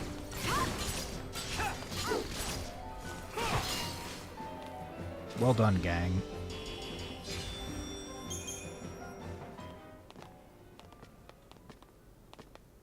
It's funny. It's a funny game too because it doesn't really incentivize grinding so much because until you get to Pulse, there's really limited encounters. So it's not super easy to just like grind and level up a bunch to make bosses easier. You really do have to learn the paradigm system. But without tools, we could be digging for days. The army's on our trail. So for now, we gotta keep moving. For now. So I just abandon her and save myself? What Yeah. about your focus?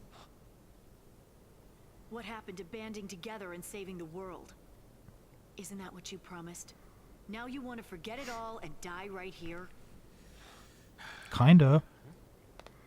Yeah, so he's Snow, getting distracted too, you're right? Nothing but talk.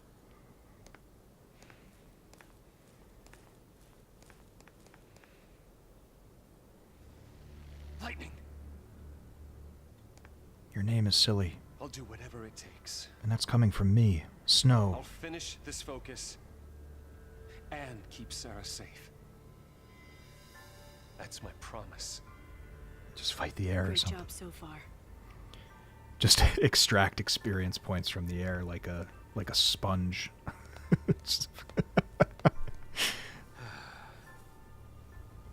Stay out of trouble. You too.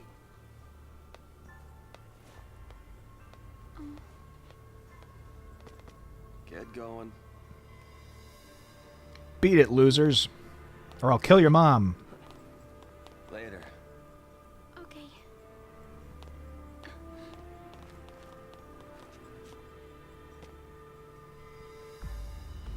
Punch him in the kidney. Go for it. Oh, you had a prime kidney shot, Hope. Save it for next time, kiddo. Their extended dialogue kills it for me in puzzles. Welcome, by the way. thanks for stopping in. Yeah, we're trying to. So the goal of this playthrough is to be charitable to this game because I am a self-professed Final Fantasy XIII disliker. So I'm trying to go through it with a really positive attitude. So if you're interested in that, or if you're interested in just kind of hearing my commentary with words like sponge thrown in every now and again, feel free to throw me a follow or like me on YouTube wherever you're watching, because I am determined to go through this trilogy and find nuggets of good in it. So we're trying to be positive. It's proving to be difficult, but we're gonna persevere.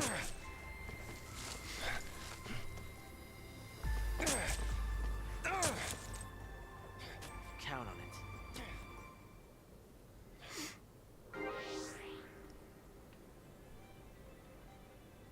All right. Well, off we go. I think, actually, can we see Snow digging? Because that's funny. No. I've stopped caring, it turns out.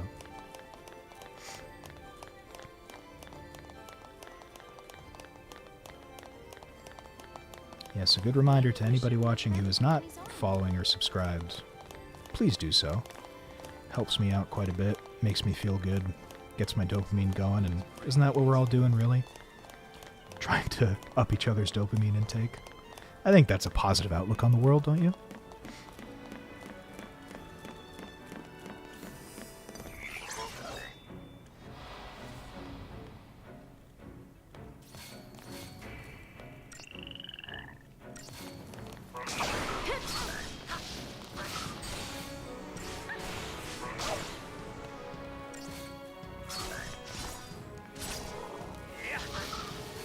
These guys look like the, has anyone seen the Fiji mermaid? That's what they look like to me. If you haven't seen it, look it up. It's pretty fantastic. The Fiji mermaid. So there is this urban legend that a fisherman found this thing that he called a mermaid. But what it actually is half a monkey sewed to half a fish. And, I'm not exaggerating when I say that it looks like that, especially because that is what it is. He just sewed half a monkey to half a fish and posed it. So if you've never seen the Fiji mermaid, check it out. Some good stuff there. I hope Snow's okay.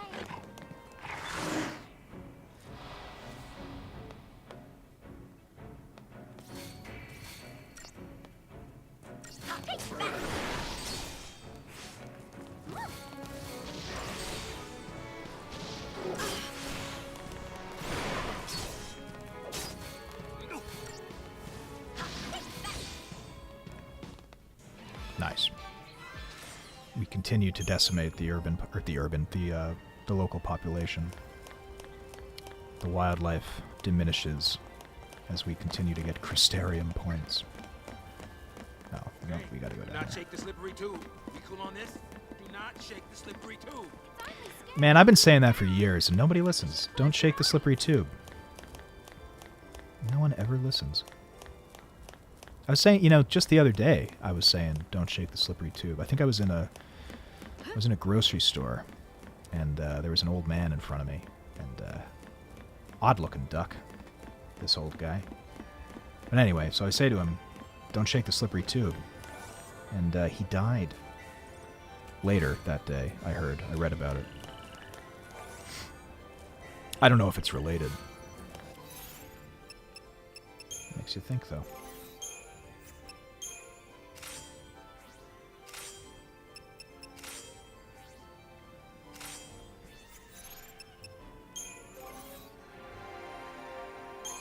Really makes you think. Alright, what does that do? Can I read it? Bolster attack around and head of attack Q. Oh, okay.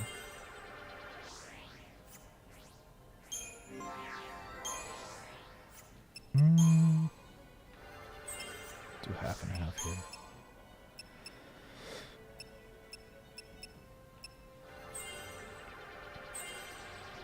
We're gonna bulk this up, actually, as far as that goes. Better to have a medic.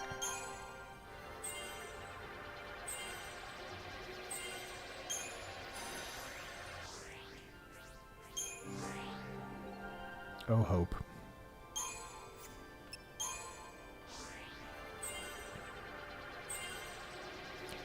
So my philosophy in this game is to basically, so when I'm choosing like what to level up, I try to go for the job that only that person has. So, you know, what you could call their main job. So I think like everybody eventually gets everything, but until that point, like Vanille, I'm going to focus on her being the medic so that she can cure effectively. Hope, I'm going to focus on being the synergist so that when he's in battle he can boost people, that kind of thing. Sentinel for Snow, just to make sure that they're well defined as their job role. Meanwhile, on the slippery tube.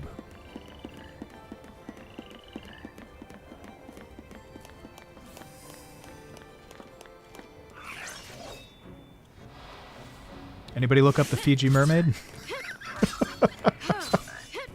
Just checking in.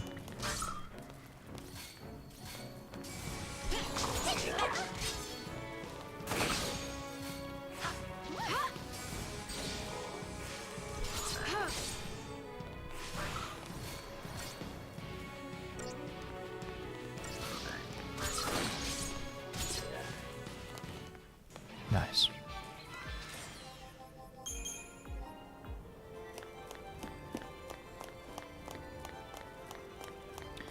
Very whimsical music for a crystalline lake. Brought about by the death of a god.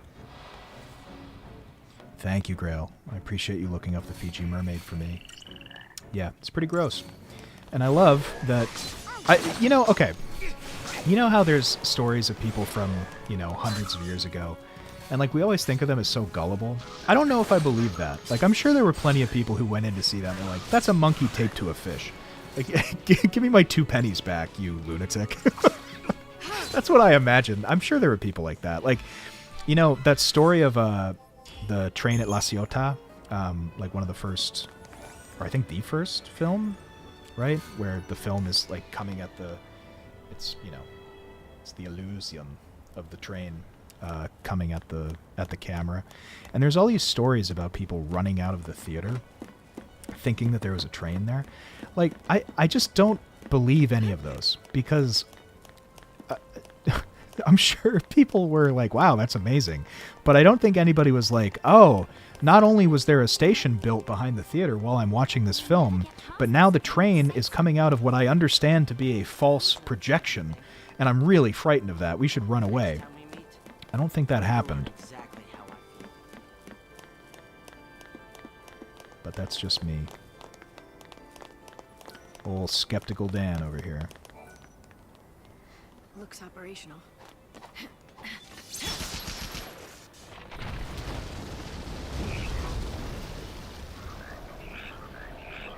Yeah, okay, fair point, Grail.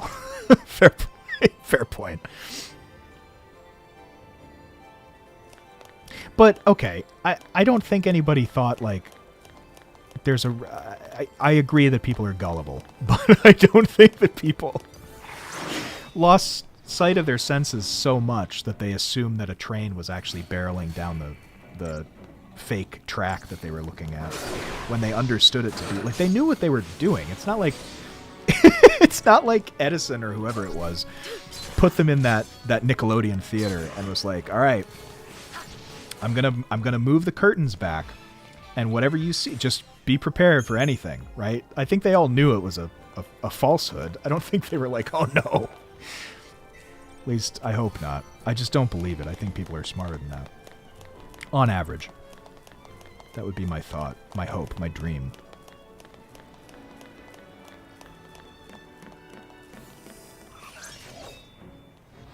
Hey guys.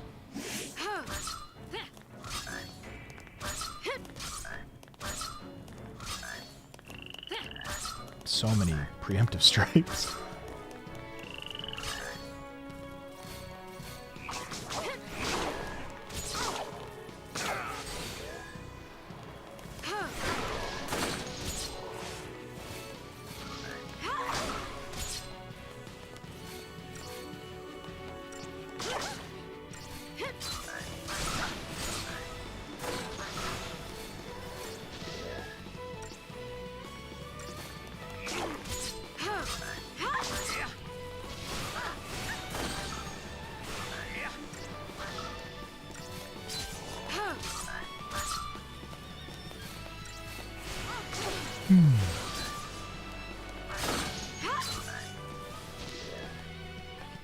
Well done, everyone.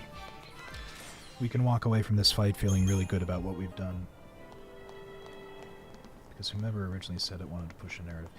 Okay. Yeah, alright. Yep, you're probably right. It was probably... I think it...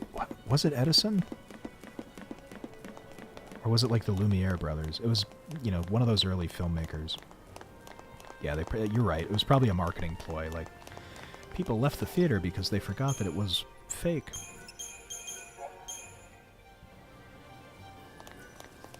I just hate that story. It bothers me. I stay up late thinking about it sometimes. It really drives me nuts. Yeah, I think that's, you know what. Alright, the more we talk about it. Yeah, you're right. Alright.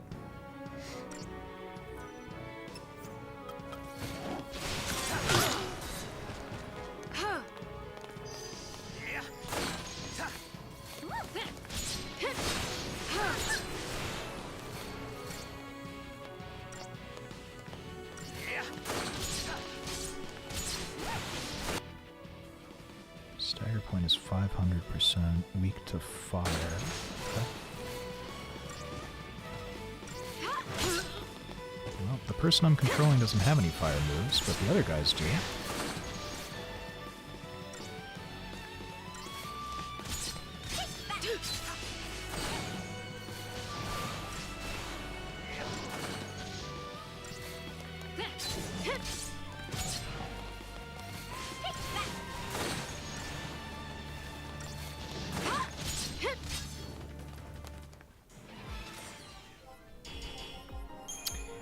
I think, yeah, I think the older I get, the more I think that that's true, but then the opposite is true also. Like, gullibility is pretty prevalent, but I also think that common sense and intellect is more, I think it's just as prevalent, if not more so. People maybe lose sight of it sometimes, but I think, generally speaking, that's my outlook.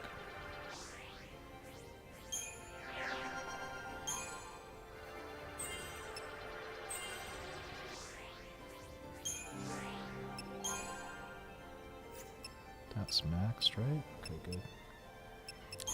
We actually... I think there's a part coming up where it's just him and lightning, so I guess we will boost up medic, too.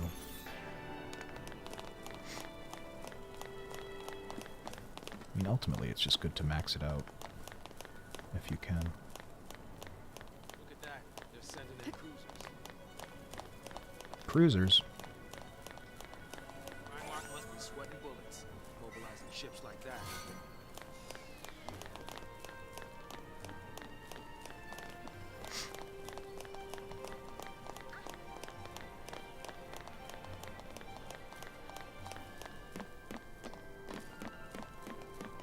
Next Sunday on Shaking the Slippery Tube, Saz finds himself in a bit of a pickle.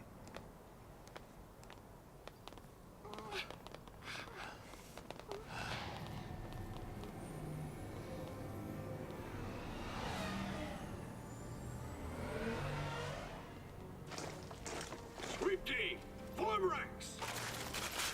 They must be hunting down Purge survivors. I hope everyone made it out okay. So do I. But nowhere is safe for them now. Damn it. Just cause they shared a neighborhood with a foul sea. They get treated like pulse-tainted rats. People really hate Pulse, don't they? Not hate. Fear. More like fear. Hey! Tens of millions of people. All scared of Pulse Boogie. So I've been playing a game from my younger days too. Unfortunately, I don't hate it like how you hate this game. Shaking in their beds every Do you night. hate it like you genuinely hate it, or you like it? But they purged that entire town. It's crazy, I know. But the Sanctum Foul Sea did nothing to stop it. Up until now, Eden's always stepped in to correct their errors in judgment. Guess humans aren't worth the effort. Figure they'll let us just kill each other off.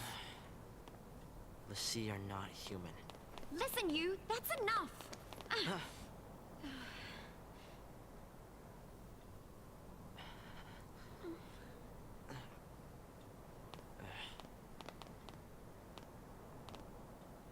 We're still alive.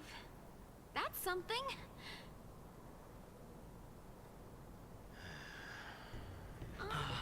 What? Where is it? I don't know. There!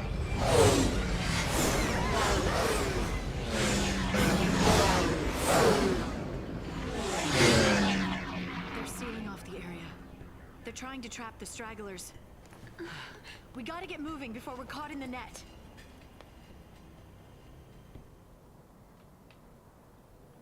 Let's avoid getting caught.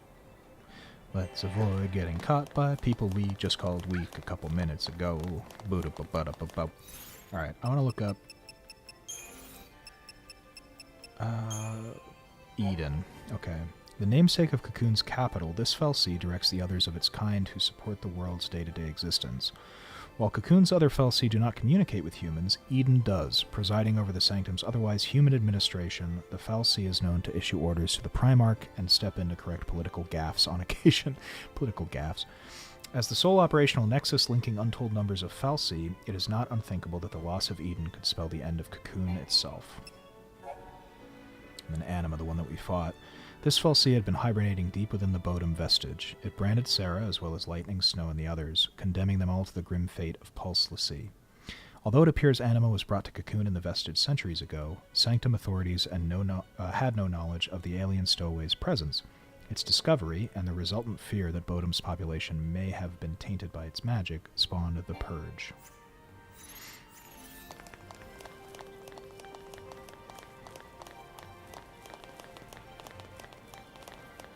Alright, so we've got Eden, kind of the all-knowing, or at the very least the one connected to all the other Felsea, who's the only one that can communicate with humans directly. And we know the Primarch, I've kind of joked about it earlier, but the Primarch is basically like the Pope. Being spoken to by Eden. Although we later find out why that is. Not that he's special in a human way.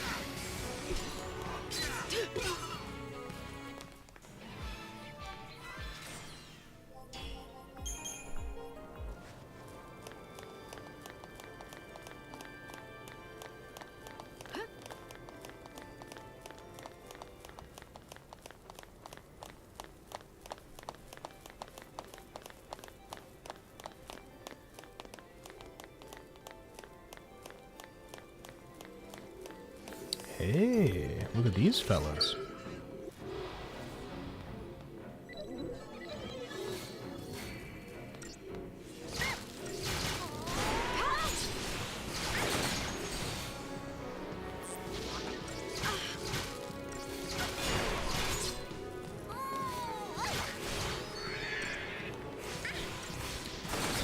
Those are some, I would say, indigestive noises that Vanille is making.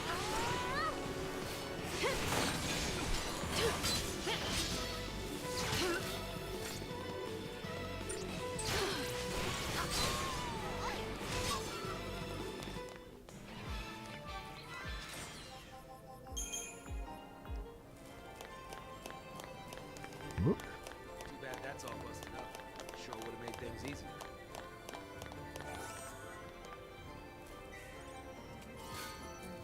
Hey, 2 digital circuits. Huh. Oh, what is it, Weapon Christmas?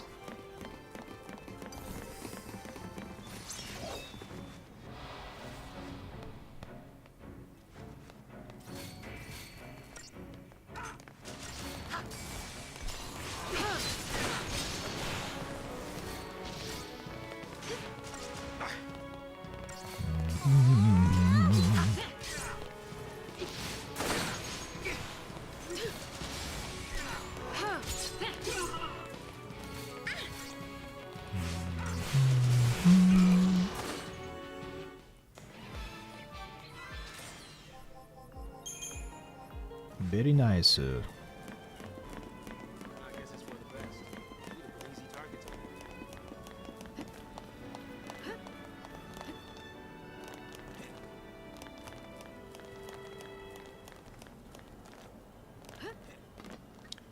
Hopping around Frozen Lake, Brescia. Having a good time with all of my pals. What could go wrong when living the life of a lessee?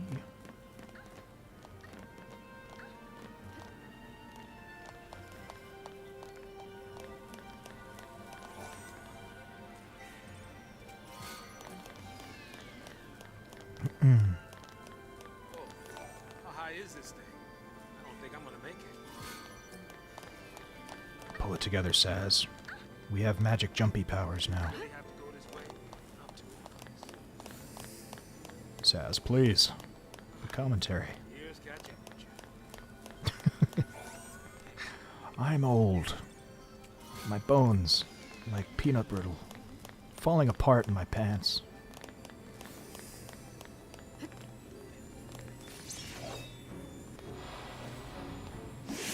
Oh, you're good. Like the DS version of it, I'm playing the Vita version now. Oh, nice.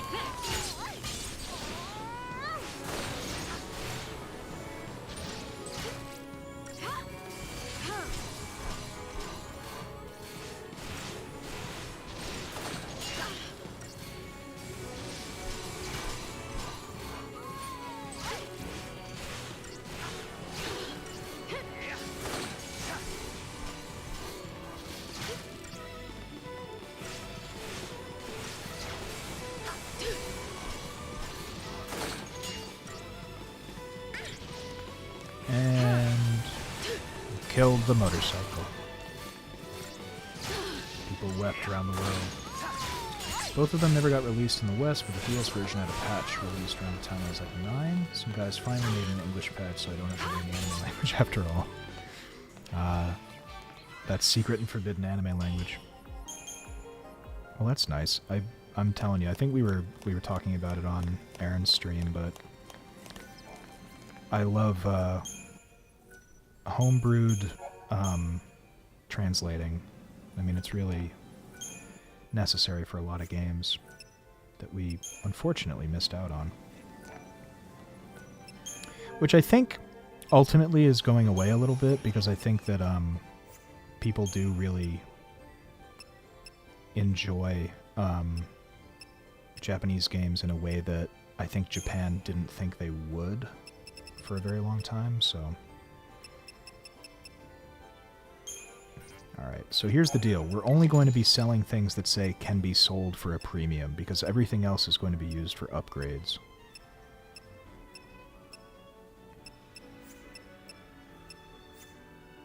And what I would like to do... Okay, yes, buy that. Oh, we have one.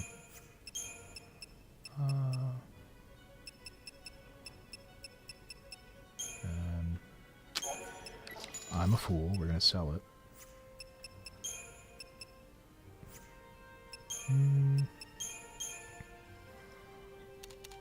We'll sell just enough potions so that we can buy... Oh, you know what? No, we're not, because we have one. We're going to be smart and pay attention to what we actually have.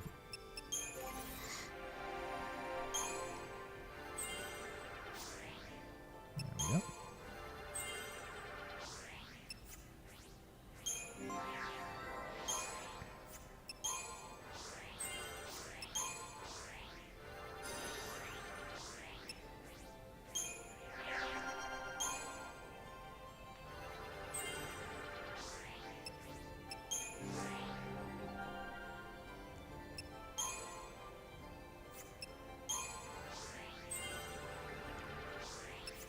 Nice. And just for fun. Good. Very good, everyone. Very good.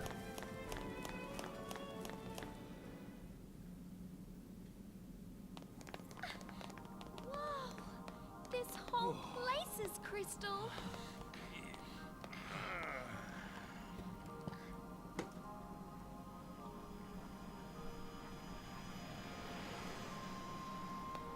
I wonder what it'd be like to become a crystal, I mean. You're gonna complete your focus? Maybe. If I knew what it was, I probably don't want to know. I'm starting to buy my theory a little bit more. I think it's like Hey, Lightning. people turn to Seath when Did they're Sarah say anything to you indecisive. about her focus? Nothing. You know what? She probably didn't want to worry you. Or she just didn't think she could trust me. Oh.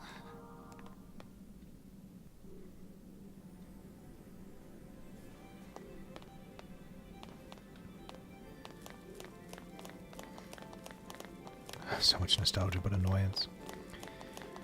It's interesting that... Are we just cursed to feel that with certain remakes because we're looking at it through a different lens, being older? That's probably true, but I feel like that's such a cop-out answer. Like, I want to kind of interrogate it a little bit more. Like, if you take the nostalgia piece out of it, are there other things that bother you about, you know, the kind of remixes or remakes? And I think the answer is obviously going to be yes. But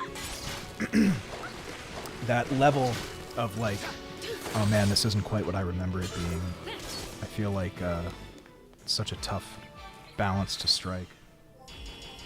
Especially with games that we love so much. And that we're so familiar with, that's the other thing. Like, when you know a game inside and out, and you play a remake, or like even a remaster, and things have changed, you're like, you know, even if it objectively is for the better, sometimes you're like, I wish that wasn't in here. Which I think is a funny thing that really only exists. Well, I was going to say only exists in games, although there are certain things in, like, re-releases of movies that I feel the same way about. I guess Star Wars being the prime example, but it's pretty prevalent in video games, I should say that much. Because the thing about movies, with the exception of Star Wars, you can go and you can find the old version of it, right? And you can watch that and say, okay, well, this is the version I like. And you can do that with a lot of games, but there's, I think, even more games nowadays that woefully don't have that option because you can't really play them. Or they're not available, or they cost $1 million to get. Like, my, now, I have every Pokemon game, which I'm very happy about. But the cost was not insubstantial to do that. And I feel like, despite being able to emulate all of those games, or all of the, up to the 3DS, well, actually up to the DS now, because of the whole Citra thing, I don't know, it's frustrating that you kind of can't easily go back to, like, the official version of something. As we saw earlier today, actually. I don't even have to reach into the Pokemon basket, because we can talk about the frustrating thing with this PS3 disc that has me wondering about my other PS3 games now. Like, if I pop in, I don't know, my version of Batman Arkham City for the PS3, am I going to be missing certain characters' voices? I don't know. Like, it's pretty frustrating that that's something that I have to be thinking about now. This is why game conservation is so important to me, because it's a disposable medium, you know? Highly disposable. It's frustrating how things can break. You know, a book doesn't break, you know? And,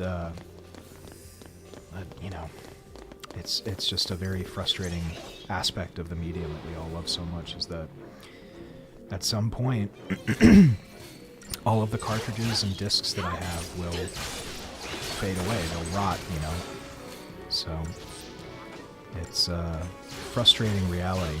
Like with Pokemon, now, if you want to get a cartridge for Pokemon Gold, you have to get a refurbished one where somebody has done, like, engineering magic to put a new battery into the cartridge. Because the way that those games were created, they have an internal clock that runs on that battery in the cartridge. And if the internal clock isn't running, the game doesn't know how to keep track of the day and night cycle, so it doesn't save. So you can get an old, like, Pokemon Gold cartridge, but if you don't find one that's been tinkered with, you're not going to be able to save on it. And so there's all of these problems with these kind of legacy versions of media that you have to be aware of when you're looking into it. Like now, I mean, seriously, like I'm gonna kind of second guess all of the CDs and DVDs that I have, because it just seems like not as reliable as one would hope. Those will be our cold-blooded beasts, I think. It makes me a little more comfortable with buying digital games, but then the take with that, of course, is that you really don't own it. It could be taken away from you at any moment. I mean, that's the whole problem with like the DS and Wii shop going away. Those games, unless Nintendo, remakes them, which they're not going to do for, all 30,000 games or whatever was on there, just not going to be able to play them legally. So it's a bit of a bummer, but I think to be optimistic about it, there's so many people who feel like I do, who are smarter than me and are able to conserve games, that I'm sure that there's always going to be a way to play a game that you want to play. Hopefully, as long as, one of those people with the kind of technical savvy to save them in one way or another likes the game as much as you do. Which I guess could be a gamble. But you gotta keep the optimism, folks. Feel something similar. New remakes replace the original games to the point that sometimes there's really no reason to buy older media unless the experience is something a new release doesn't. Definitely. I mean, to go back to Pokemon Gold as the example, I love Pokemon Heart Gold. It's a really great remake of Gold. Heart Gold and Soul Silver. Really fantastic remakes. Ditto Alpha Sapphire and Omega Ruby being remakes of Sapphire and Ruby. The problem, though, is that they are different games. Like, things are added in them, which make the experience really great, but the question of, like, is this the definitive way to play this title? I would say no, it's a different title, right? It's not the same game that was released, obviously, for obvious reasons. So it's tough. I think there's that's why when talking about like when people talk about the proper order to play games in, I always think like go with the way that they were released chronologically, right? Because you're going to notice how things evolve and change, and you're also going to be able to do things that you weren't able to do in the remake or the remaster.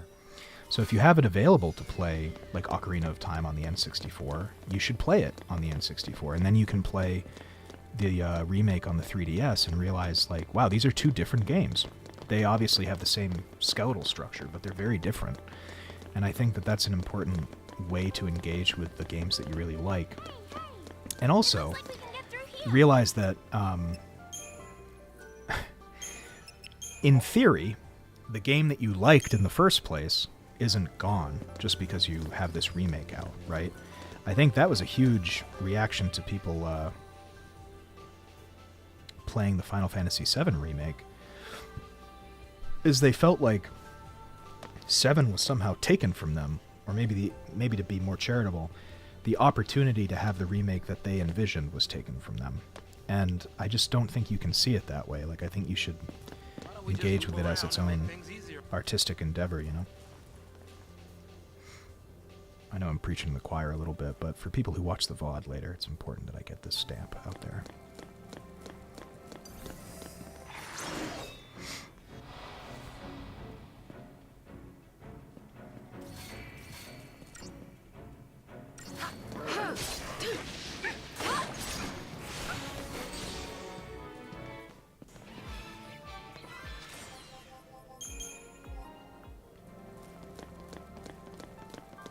It's funny, I need to reconsider my stream setup if I'm going to be playing the Steam version, because I'm looking directly down camera at this laptop. So I'm looking over here at the chat and things like that. Something I'm not 100% used to, because normally I'm looking over here.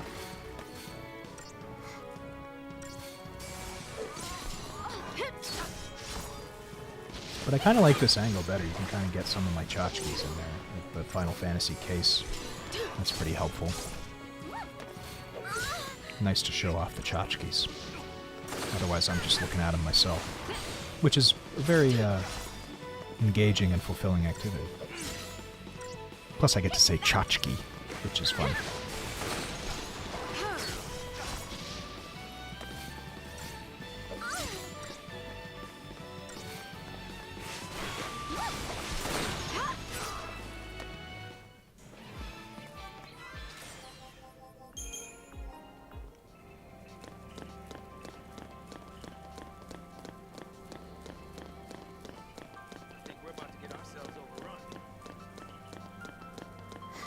Why do you say that, Saz?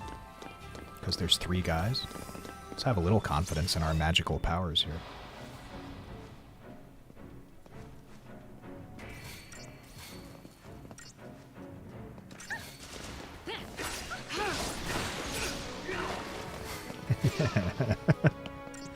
Yeah. Yeah.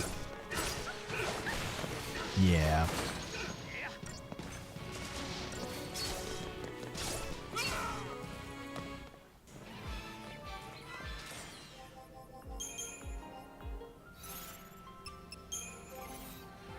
This is what I mean when I say that I think, I said this in the last stream earlier today, I think that when people think of Final Fantasy, and the things that they think are, like, wrong or annoying with it, I do think they're thinking of this game. I don't have proof of that, I don't have data to back me up, it's just a feeling I've got, but I can back it up with words and conjecture, which, isn't that just as good? If we've not learned anything from this stream, isn't that just as good?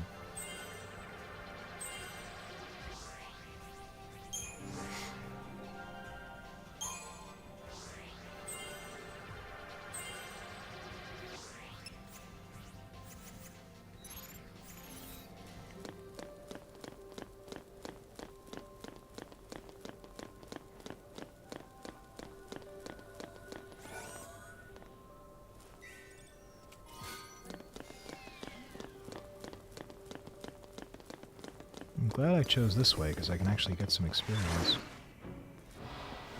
It's all coming back to me. Like, the way to play this is basically... As you kind of switch chapters, you switch party members, right? So different groups kind of split off until they all come back together towards the end of the game. And really the best way to handle it is max out everybody's Crystarium. Usually you get enough if you fight everybody in the area. So... that's the way to do it.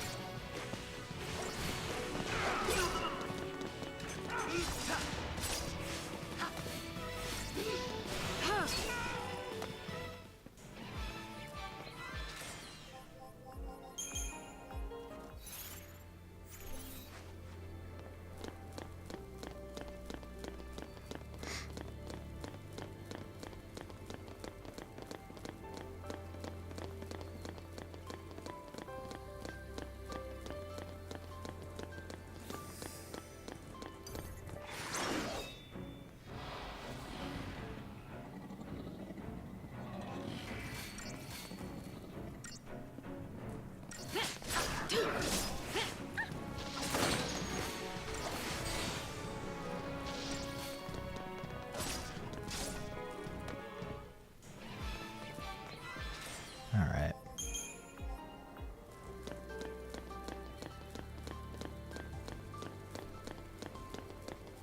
So I think that was just the long way around, but again, worth it for the experience points this early.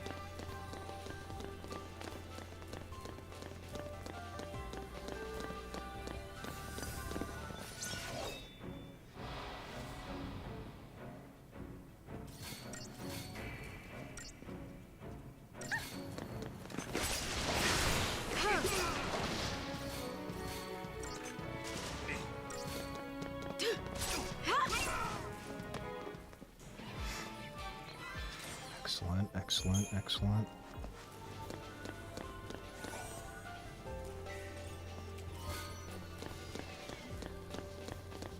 When do I upgrade? Do I have to go to a shop?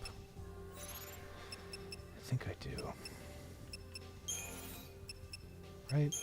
I don't have that unlocked yet. I don't think so. Okay.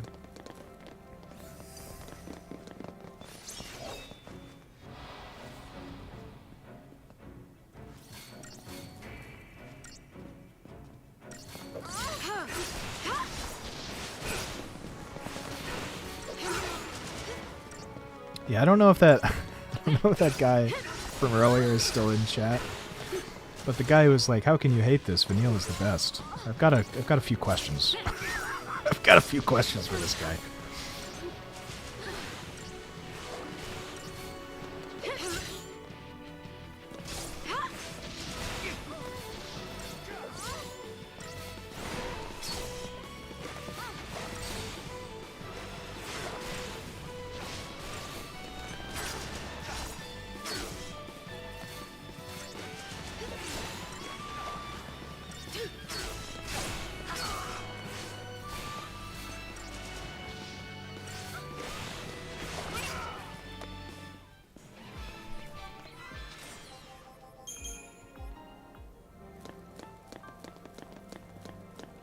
Oop, wrong way.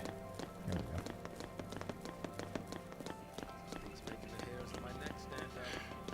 You gotta stop worrying, Saz. It's my character. I can't stop that.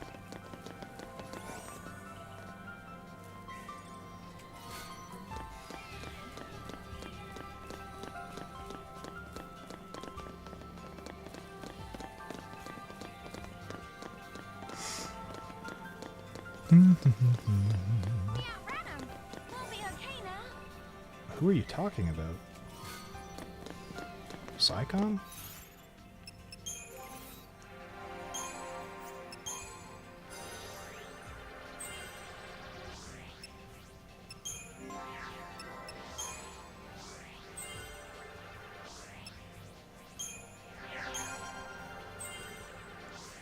Nice. There's Saz maxed out. That's pretty good.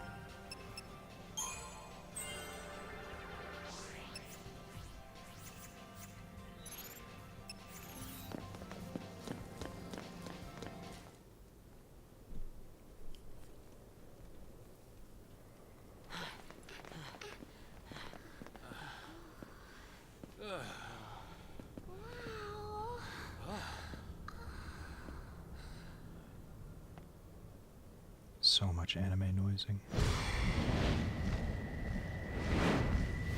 Oh, Miso's back, everybody. She's back. Oh, hang on, she's falling off my leg. What are you doing? Where are you going? All right. Don't want to say hi? Stay She's shy close. now. I want to look around.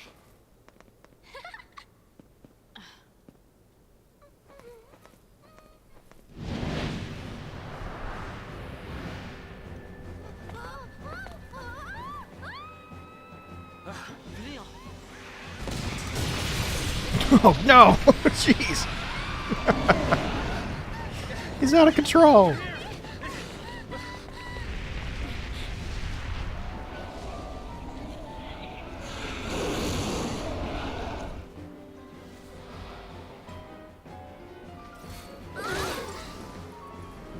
Garuda Interceptor. Yeah, the first person view. Ow! God! Ah! Ha! Jeez! Miso! Ow! She's dug her claws into my fingers. Oh, come here. Yes? Hello? I'm fighting my own boss fight over here.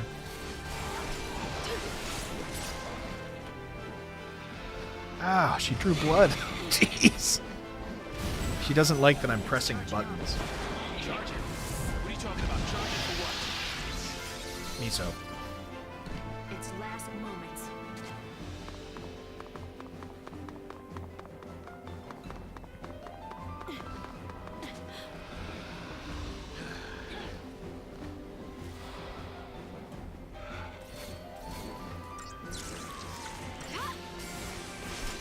Ah, casting barrier. How cunning.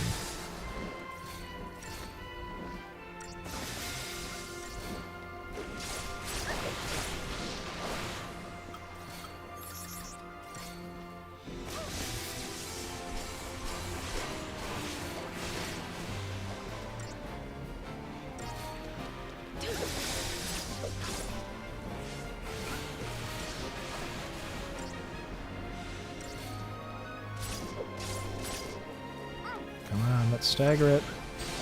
There we go.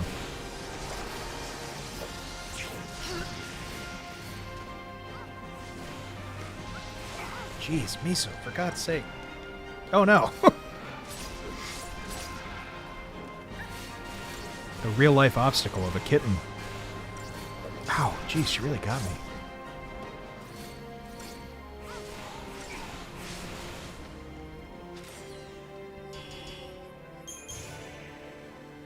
Oh, there we go. New rolls.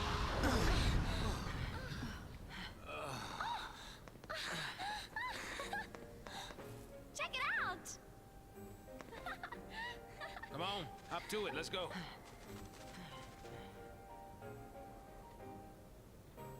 Oh, I remember the bird now. I was going to say, oh, big funny bird. I remember now.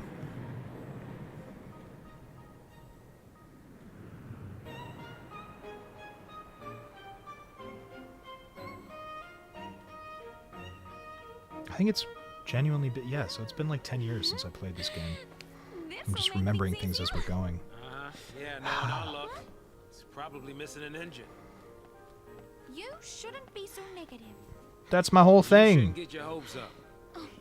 That's a pretty good response.